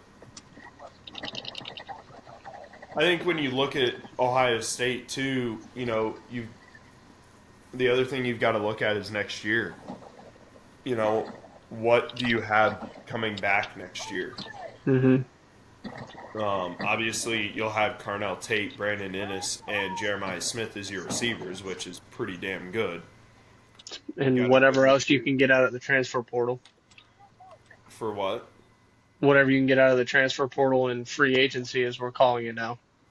I mean, when you look at who they've got coming in, you've got Julian Sands sitting there, former 5-star, was at Alabama before coming to Ohio State. There's a lot of high hopes for him. You've got Tavian St. Clair coming from Bellefontaine, who's a 5-star. You've got quarterbacks coming in. You've just got to get them ready. Judkins can go to the draft or he can come back. It's up to him. But the big thing I look at is the defense. You're losing JTT, you're losing Sawyer, you're losing Williams, Hamilton. All first-rounders. Yep. You're losing Cody Simon. You're losing, obviously. Your favorite player. Big Benosin. Hancock, but the other thing you got to look at is your two best players on either side of the ball are coming back, and Caleb Downs and Jeremiah Smith. Mm-hmm. And the other good thing I look at, too, that a lot of people haven't really talked about is your O-line in the national championship game was young because you did have injuries. So you've got a lot of them coming back, too. Yep, and now they have experience. They've now been there. They've done it. So whoever's at quarterback, I think, can be pretty confident in the fact that as long as they stay healthy, that O-line's going to be pretty solid. They were pretty solid last night. I know Notre Dame got through a few times on Howard, but Howard was electric last night. He was surgical with the football. He was putting it where he wanted to for the most part last night. And, whenever there was pressure in his face, he stood there, took it, and still threw dimes. And that's the other thing we got to talk about. People at the end of the regular season were like, oh, you would have been better off with McCord. No. You wouldn't have. And everybody said when Howard came here, he's not built to lead them to the national championship, and he proved everybody wrong. Yeah. Well, it happened because Ryan Day was like, all right, just let him cook. Let him do his deal. We'll run it when we need to, but just let Will Howard just take over. And look what's happened since then. Jason, you talked about it all the time with some of these wins, and then the loss to that school up north. You were like, just let Will Howard throw the damn football. Just let him loose. Take the leash off. Take the chains off. He's going to throw an interception or two. So what? That's football. It happens. He's young. It's going to happen in the game of football. But the production to interception, yeah, he's younger than us. The productivity to the interception rate is going to be off the charts in terms of what Will Howard can do with a football in his hand. I was like, let Will Howard take over and run that offense and just watch your offense just take off. And it did. He ended up with the highest QBR in the country. Yeah. Absolutely. I think you had one game where you scored under 25 points, and it was against Texas. Oh, no, you scored 28 that game. No, it was a different game that doesn't want to be mentioned. No, in these playoffs. I thought you just meant in the season. No, since the loss, they had not scored. Yeah. The offense had scored 30 points a game. Unless it was against Texas. But Texas was a dogfight anyway. Yeah. And they still almost got 30. I know the defense got a couple, one of those, but still. Points per game was off the charts for Ohio State and their defense. I think we need to give more credit to the Ohio State defense. After being picked apart against that team up north run-wise, where they couldn't really stop the run, couldn't get a stop up front, Jason, you can attest to this. They went out and balled out defensively. Absolutely. I think it was 10 against Tennessee, 4.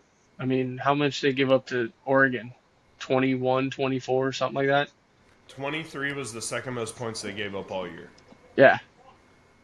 I think that we talk about that offense, that defense. Holy hell. That wins championships. You can go out and score 31 points all you want. If you can't stop anybody from getting in the end zone, then it doesn't matter. Well, and the other thing I look at, too, is the red zone defense. Yeah. Best in the country. They scored on less than 45% of chances they had in the red zone. So, but Chance, talk to me a little bit about Notre Dame next year. What are we looking at here? Honestly, Leonard's gone. Obviously, can't come back. Xavier Watts can't come back. It'll be interesting to see what Benjamin Morrison decides to do. Honestly, if he didn't get hurt in the middle of the year, he was one of the top corners in all of college football. It'll be interesting to see what he decides to do. Coming off an injury, if he declares for the draft or not, he still has a year left. Maybe Notre Dame can throw some money at him and try to convince him to stay, depending on what his draft stock looks like. But it's really, you're going to retain most of the same team. The offensive line's young, was even younger in the national championship with 2 injuries to the left tackle and right guard. Jeremiah Love comes back. Jadarian Price comes back. Bo Collins is gone, but he was a transfer. Really, the only really big game he ever had was against Texas A&M. Other than that, he was pretty much a non-factor the rest of the year. Greathouse will come back. Faison will be back. Gray and Leonard Moore will both be back in the secondary. Thank God Jack Kaiser's leaving. Jesus Christ, couldn't guard my grandmother. I see an employee at Chili's. No, he graduated from Notre Dame. He's an exception. People who graduate from Notre Dame get $1 million jobs. Yeah, it's going to be pretty much the same team as for next year, just He's different going to be quarterback. the owner of the Chili's. Yeah, he'll put one in Fort Wayne. Hey, are you concerned about Freeman potentially leaving to go get an NFL job? Because there's a lot of talks and rumors over the last week or so about potentially he signed an him extension going away. he signed an extension before the playoffs. He's one of the highest paid college football coaches. Mm-hmm. I have no fear in him leaving. Okay. I don't think he would be a good NFL coach. You look at a lot of these great college coaches, they all struggle in the NFL. Mm-hmm. Yeah. Yeah, I have no worries of Freeman leaving, at least anytime soon. Like, he might eventually, but Mm-hmm. It's like, do you feel that also that you're a quarterback away, or just a couple other pieces around the quarterback away? I will know say Leonard's this about gone now. Leonard. I will say this about Leonard: as bad of I wouldn't even say he's a bad thrower. He can throw it when it matters, but the dude's a leader. I mean, the dude's a gamer. I mean, there are plenty of times where he just put the team on his back throughout this run. Yeah.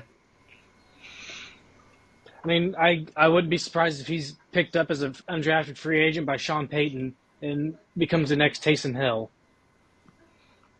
being that size and what he can do with the football in his hands. Oh, yeah. I'll be interested to see what CJ Carr looks like. From what everybody says on the inside, he can spin it. Never played before. Redshirt freshman, so that's concerning. It's not a lot. But he was around the team the entire year. Yeah. So knows the offense, knows the system. Yeah. I don't think Den Brock is leaving, so it'll be the same offense. Now Al Golden will probably leave. Talk that he's going to Cincinnati to be their defensive coordinator. God help him. They'll run cover 0 against Justin Jefferson. They'll do something. I mean, I get the philosophy behind it, but the execution was just so poorly executed. It didn't really look like they ran that kind of defense. I mean, did they ran that a lot last year? Or not last year, but during the season? They pressured a lot during the year. Yeah. They didn't pressure much during the game. They just happened to do all-out pressure at the worst time possible, but... Yeah. I think even when I think you can admit, even when they got pressure, I mean, I talked about it earlier, Will Howard still pretty much got it out of his hands most of the time and got rid of it. Yeah, I mean, there's a lot... Or he used his legs. They didn't do a very good job of gap... They didn't stay gap sound throughout most of the night. I think I don't know why they almost looked caught off guard. Kaiser was ungodly bad. It was his worst game out of his 70 career games he's played at Notre Dame. Yeah. It was his worst one. But I mean, the team was young.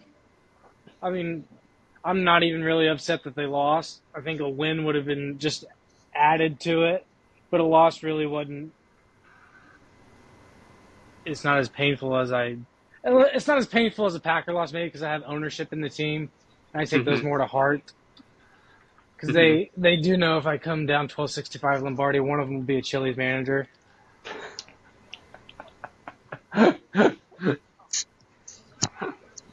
Love it. But no, Hey. I really have nothing bad to say about Notre Dame. I mean, Jason pretty much stole what I told him, so I mean the talent was going to catch up to him eventually.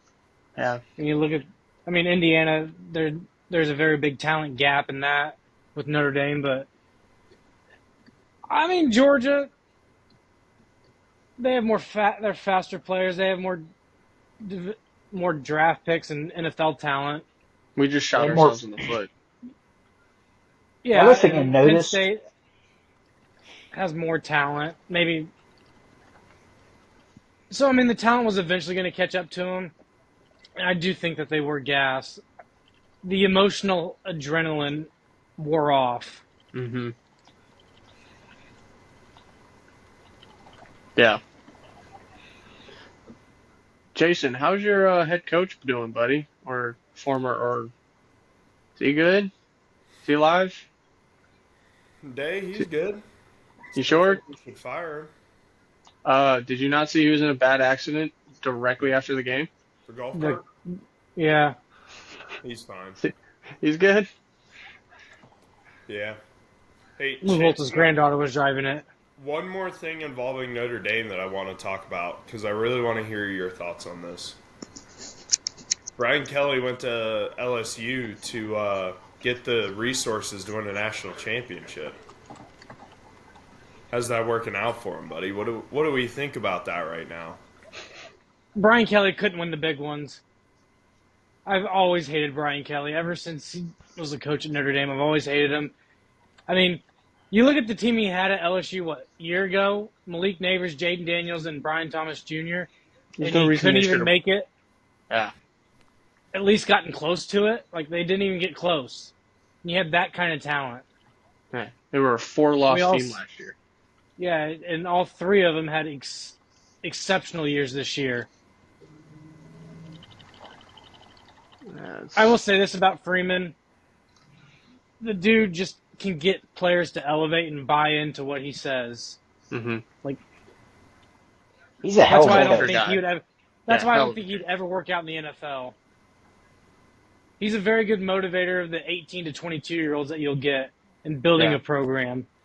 These 29, the people that get the big paychecks, the all-about-me attitudes, that would never work in the NFL for him. He wouldn't have the power, or I wouldn't say power, but the ability to get these guys to buy in. So would he be good for some of these younger teams, or not younger teams? I mean, yeah, younger, because, I mean, a young team like Green Bay or a team rebuilding like a Carolina or a Jacksonville or a New York or a New England team. Not one of these teams that is like good like San Fran and all that stuff. No, not in a sense, because at Notre Dame he has all the say. Mm-hmm. He has all the say in the players he wants in recruiting, and he recruits the players that will fit him. You go to a team, okay, you mentioned Carolina, with a batshit crazy owner.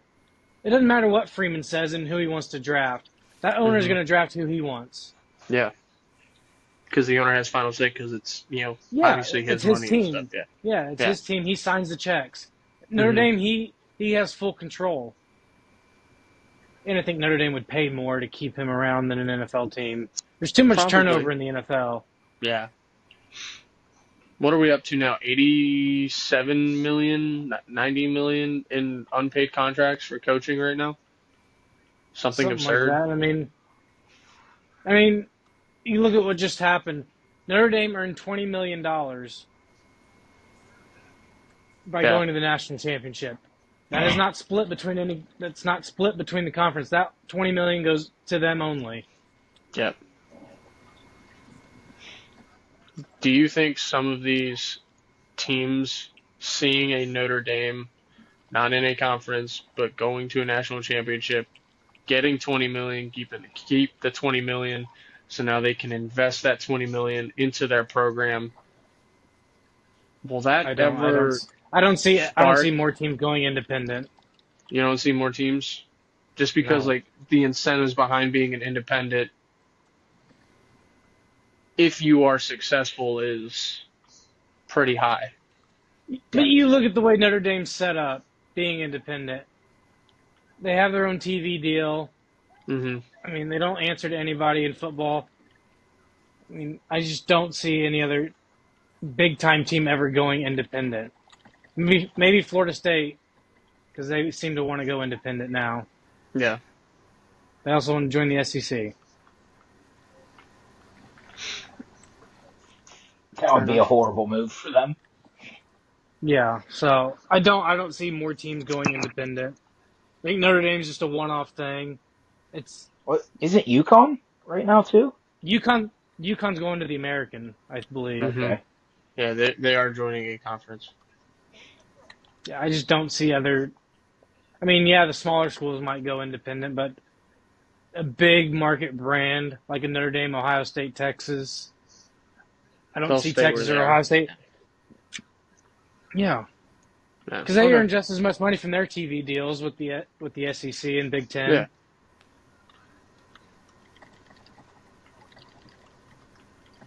Fair enough. Jason, anything else? I think that's it. Okay.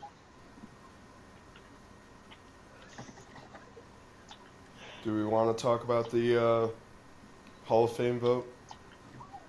Or do we want to save that for Sunday? I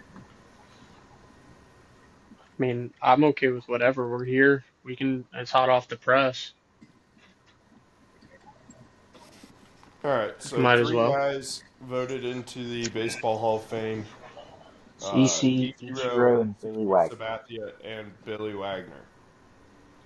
Love the Billy Wagner one. Yeah. Now, here's my question. Should Ichiro have been in a unanimous vote to get in? Because apparently one person thought he wasn't good enough to get in the Hall of Fame. Well, there was a person that said Griffey wasn't. There were Yeah. 3 that said Griffey weren't, and one that said Jeter wasn't. I would have more of an argument that Jeter wasn't worthy than Griffey. Or Ichiro. Yeah. Mm-hmm. Griffey should have got 110% of the vote. It shouldn't have been a question. Yeah, like, it's been like, oh, he's on the ballot, yep, let's just put him in. Yeah, I mean, the commissioner should have come out and said, we don't need a vote for him, he's in. Yeah. Put it unanimous, If you say no to him, you're an idiot. And you're fired, and you're never allowed to vote again. Yeah, the person who decided... I think there needs to be some changes to the baseball writers. Yeah. Did they say how many didn't vote this year? Because I know that's been a topic in the past. I don't know. I didn't see that. Because in my mind, if you don't vote, you should be kicked off the baseball writers. Or if your vote, because I saw one time that I think one of the non-unanimous votes was just like, he didn't win a ring. Do you know how hard it is to win a World Series in the game of baseball? Griffey never won a ring. Yeah. Yeah, that's true.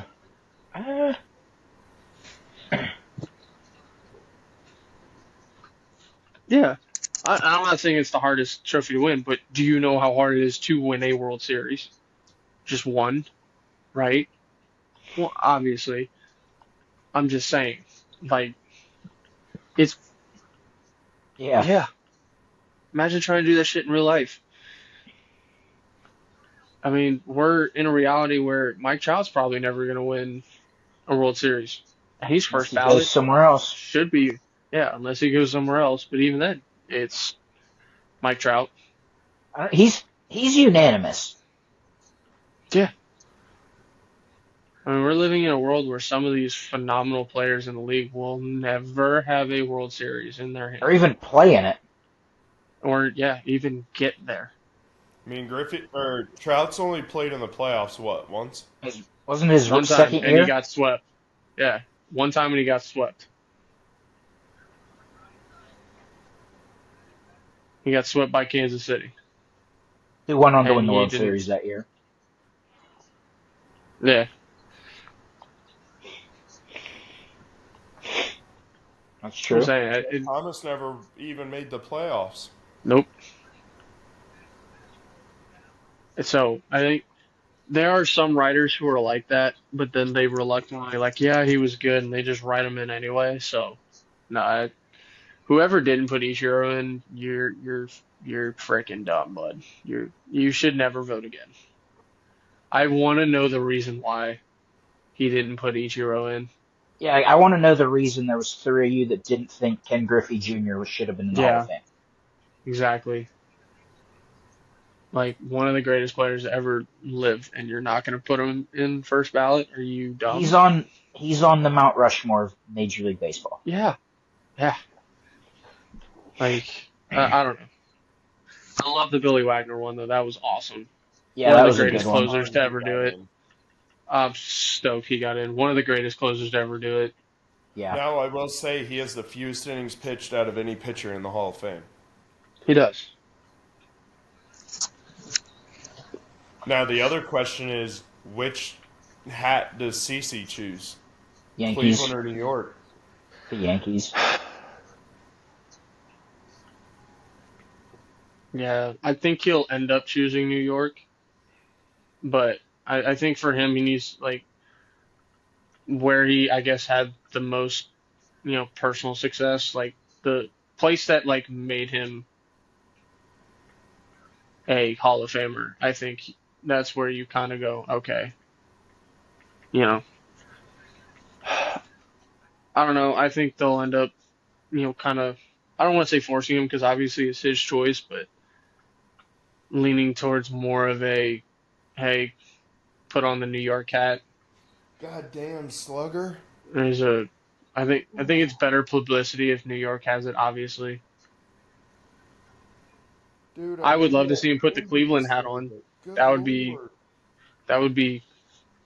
I think, great just to have. I think Cleveland would love it. I don't know. How?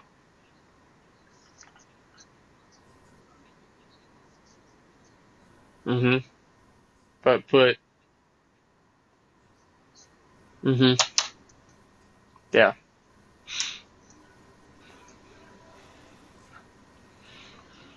So, we'll see. I think Cleveland would love having CeCe put on their hat. No. No, he's not. I don't think so. But Cleveland has done stuff for him. They haven't retired his number, but I'm sure they will now. Oh, for sure. The only reason I could say he'd pick the Yankees is because that's where he won his rings. yeah. That's true. It'll be interesting to see what he decides to do. I don't think the city of New York needs another Hall of Famer. No. They have so many. I think the city of Cleveland wouldn't mind having one to them if they say that, that's, they can point and be like, that's ours. That's our Hall of Famer,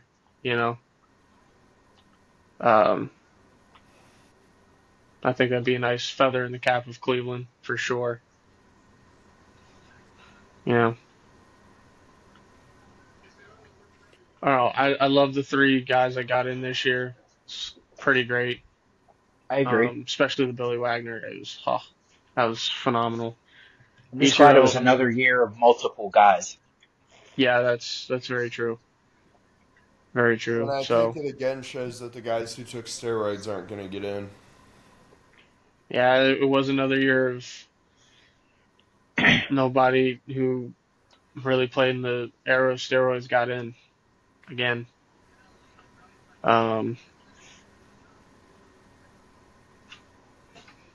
It's tough. It's tough. 'Cause I think some of those guys.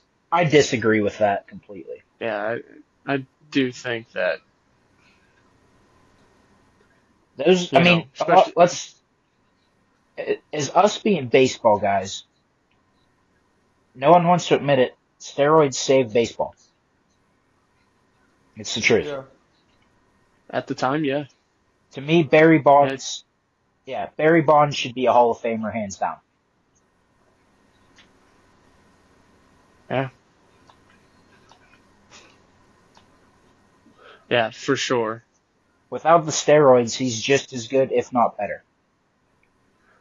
Yeah. I don't know if he has the home run record, but he's just as good. It's Bonds tough is to one. argue that because you look at the jump he made in size taking the Yeah. steroids. Well, I mean, yeah. 80% of baseball did. Because there was no rule against it.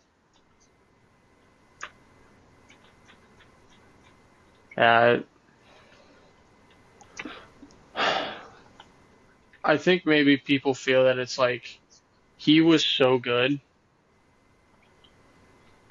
Did he need it? Why did he need it? I guess maybe that's what people were thinking. It's like how good he would have been without it. I think he would have been just fine. I think he still would have hit 500 some odd home runs. I don't know if he would have broken the easy. record, but I do think, it's not like he won a World Series. Yeah, he won a bunch of MVP awards and batting titles and got walked in more than any other human alive when he got played. walked more than he struck out one year. Yeah. And it was really, really cool to see the chase for the all-time record. Now, obviously, with the steroids, there's an asterisk behind it, right? I don't think Hank Aaron took steroids. He could have. He might have. We don't know. But Babe Ruth was hot dogs and beer. But I think the chase was... Yeah, Tatis is using something else. Yep. Tatis Tatis was taking a different kind of steroid. Up 9 now. 15-0 run in the last. So, I mean, You act I will surprised as I'm argue. watching the game. I will argue with this. Okay, the steroids helped him hit the ball further. That doesn't help him hit that 98-mile-an-hour fastball. It's very true. Which guys were starting to do at a very high rate. That was prime Billy Wagner in his prime. Yeah. And he had to face Eric Gagne how many times? Oh my God. Yeah, Gagne, Clemens, Randy Johnson, those guys were all still around. Mariano, when he was just absolutely cranking it, 96-mile-an-hour cutters that you couldn't touch. The slugger. Top. The slugger. Oh my God. She wants a German Shepherd really badly, so. They're a pain in the ass. They're a pain in the ass and they're not cheap. Pain in my ass. You just ripped ass and about smoked me out of the house. Apparently, Slugger just He's cropped giving you up that. with Jason, He's too. giving you that look like, yeah, it wasn't me. He had some green beans with dinner in it. Oh, you fed him green beans. That explains it. Let's see if I can get him up on his back. Let's see. Yeah, apparently he just ripped it. Oh, are we gonna kick the leg? You're gonna kick the leg. Thinking about it. You gotta find the magic spot. I know. Normally it's not hard with him. No. He's kind of looking at you like, "What you doing, bud?" Yeah, he's like, "Leave me alone. I want a nap." He's normally scared of the finger too. He'll freak out if you stick a finger up at him. He's just chilling right now. He's like, "What's going on over here?" So who were some of the names on the ballot that didn't get in? I'm curious about that. I saw. Can you pull that up? Yeah, I saw the list of who was next up. Hold on.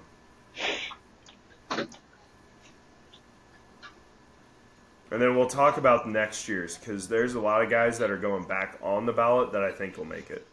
Yeah. Oh, good to move. What are we doing? Are you getting closer? Okay. The years. Okay, so on the ballot you had Bobby Abreu, Ian Kinsler, Jimmy Rollins, Carlos Beltran, Russell Martin, CC, Mark.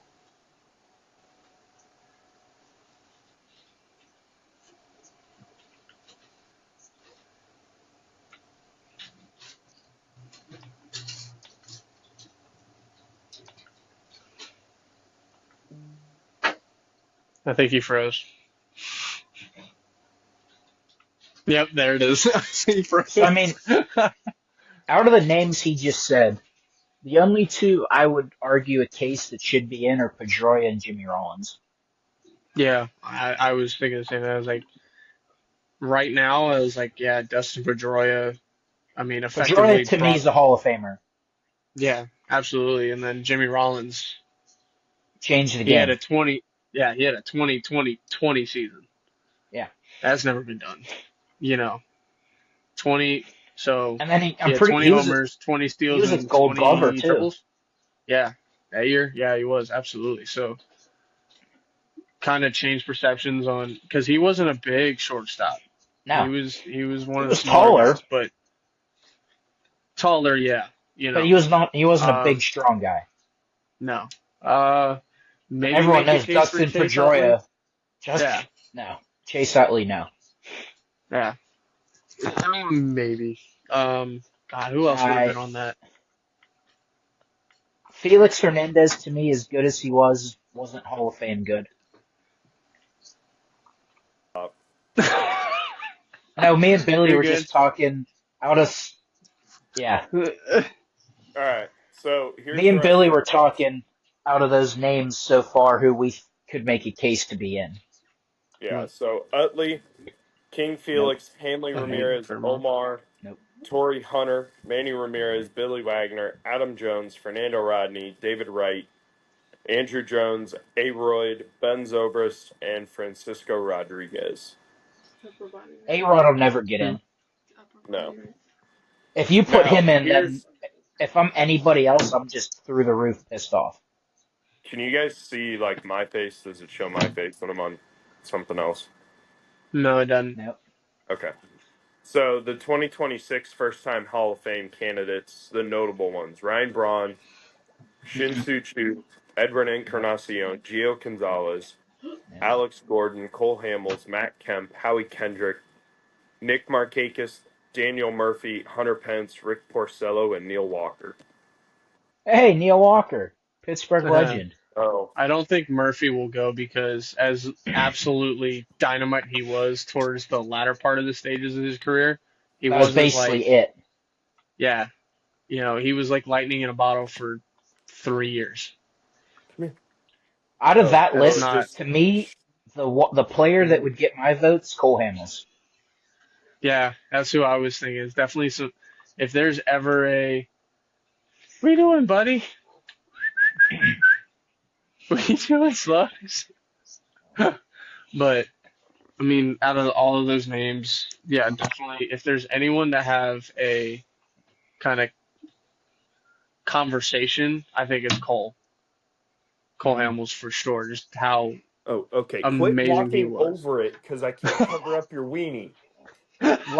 Absolutely loved Neil Walker, but there wasn't anything. Now, what he meant to Pittsburgh fans, being born and raised in Pittsburgh, his dad was a Pirate. I bet you none of you knew that. Yeah. Like an ARG pirate or a baseball pirate? He might have been an ARG Pirate, too.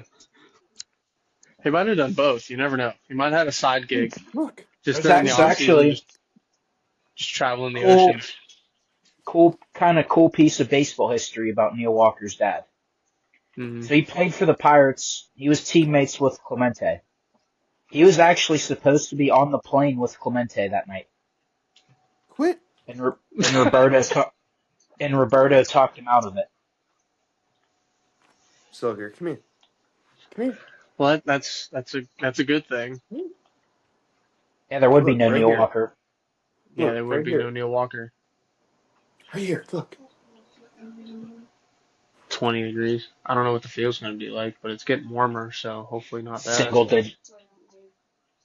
Yeah, when I went to work today, it was -8. And just bring it, and then if you get hot, because you're going to be inside, so I'm sure Doug. Well, I'm sure who's ever there is going to have the heat inside the office blaring. So who are some of the? Does it tell you on that list who's a repeat for next year? No, I didn't. I haven't been able to find the actual ballot. Let me find. Or see what guys are going to be their last year next year, because I'm curious about that. Yeah, it's like who's done now? Who's Because I forget how many. who was done this year and who's done next year, if you can find that. I think that could be a good discussion. So here's the percentages, all right? You need what, So you have to 70? have 75% of the vote to get in.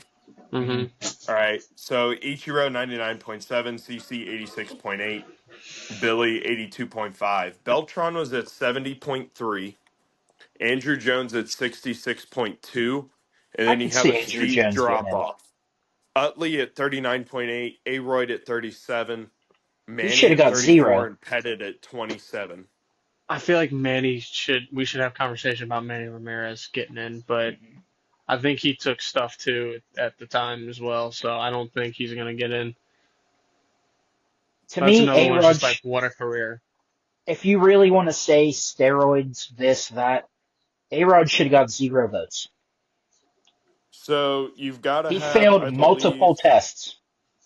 I believe it's what, 5%? Yeah, to stay on the ballot. So the only guys taken off the ballot would be Ian Kinsler, Russell Martin, Brian McCann, Troy Tulowitzki, Curtis Granderson, Adam Jones, Cargo, Hanley Ramirez, Fernando Rodney, and Ben Zobrist. Yeah, I mean, I really don't. Those are all solid players. So Yeah, the only player entering their last I year love next Tulo, year but is Manny Ramirez. yeah, I don't think he gets it. Omar I don't will think he be will either. entering his 9th season on the ballot, his 9th year on the ballot. Omar or Nomar? Omar. Oh, Vizquel? Uh-huh. I don't think he gets in.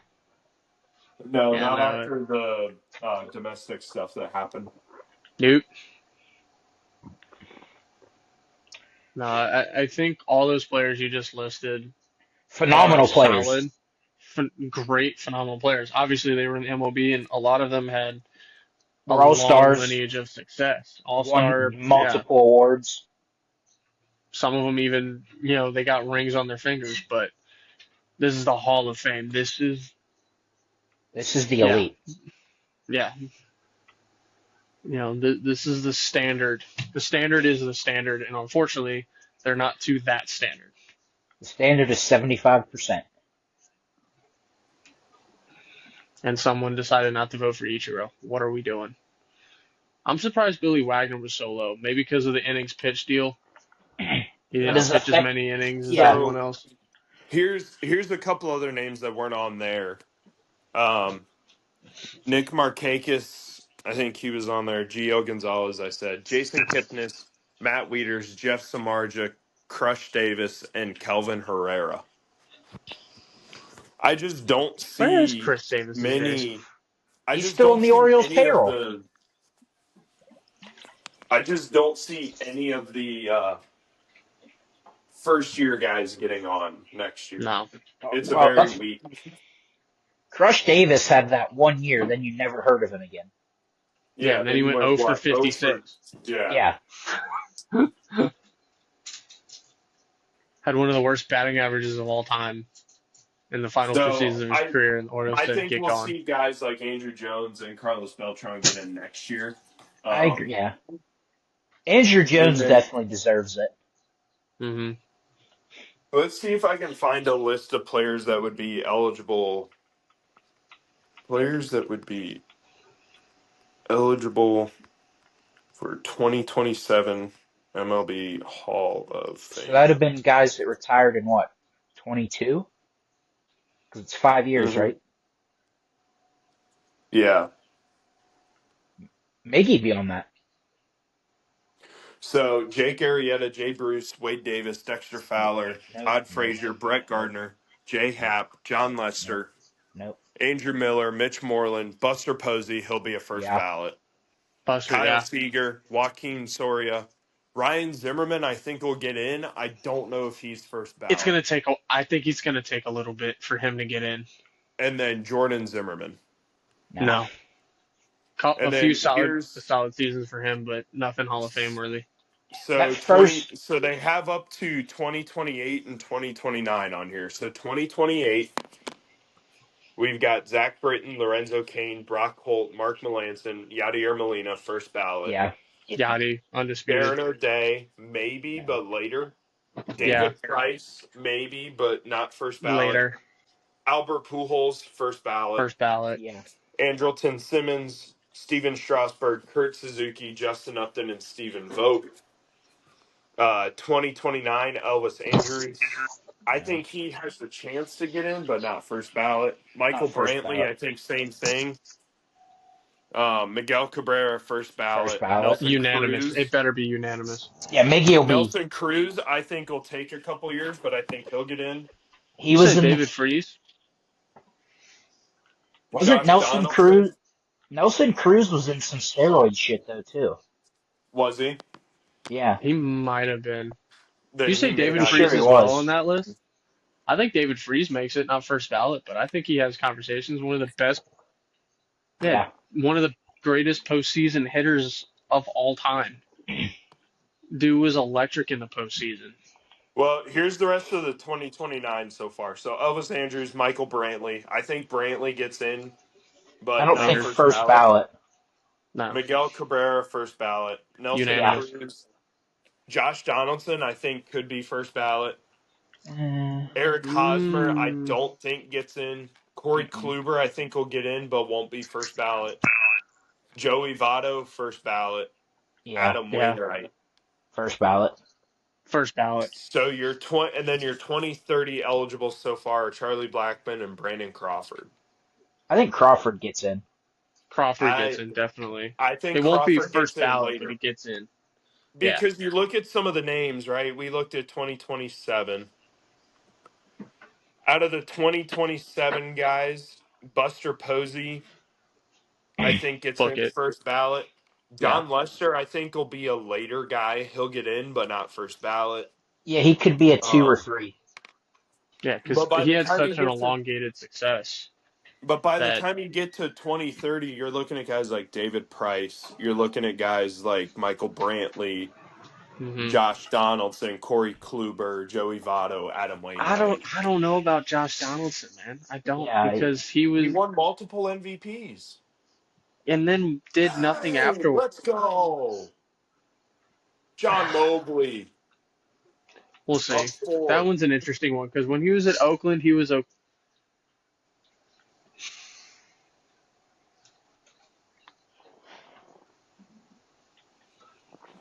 That's true. Yeah, but you don't turn down the Major League Baseball Hall of Fame.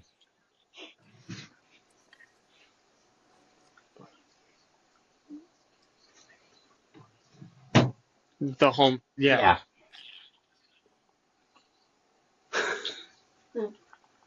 Yeah. An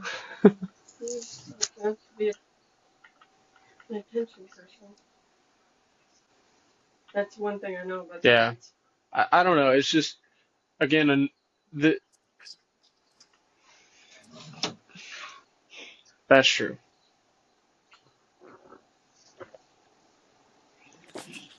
Yeah, that's very true.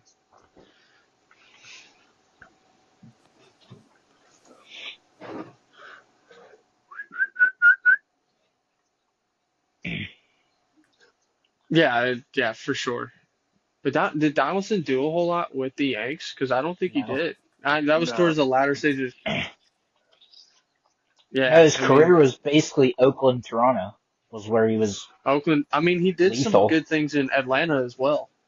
We can't forget Atlanta. Yeah. Everything kind of. He had that one good year in Atlanta after that, and then everything just kind of went. Mm-hmm. And we ain't heard from him since. Well, he's retired. Did I miss? No, I need you. Oh. But we can have more discussion about the future Hall of Fame guys on Sunday. But yeah, for sure. I'm just excited we're around the corner for the season. Like, here we go. Yeah, we're I think 18 days from pitchers and catchers. Yes, we are, baby. All right. Well, that was all I had for tonight. So, well, take us away. Take us home, brother. Chance?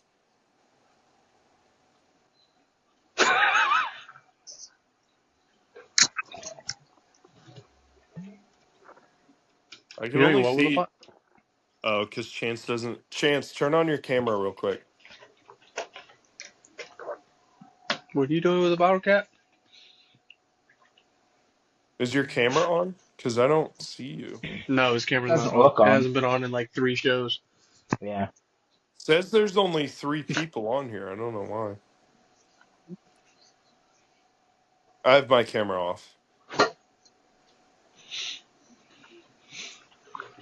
When I turn my camera on, it goes to the better looking one in the family anyway. And it goes to the content creator. That is.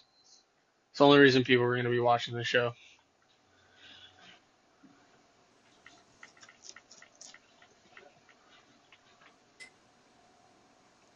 He does like making friends. Huh. Buddy, hit your free throws. What are you doing? Sluggy, that camera angle really makes your ears look big. Yeah. Careful, Jason. You might learn to fly.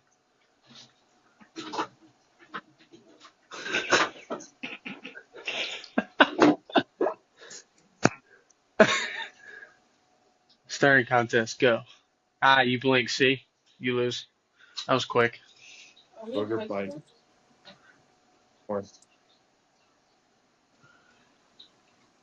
No, so I was just staring at the camera at me, so I was just like staring contest.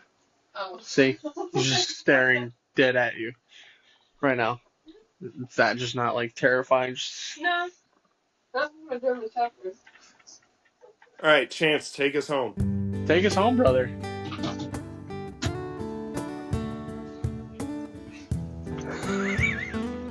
What? Okay.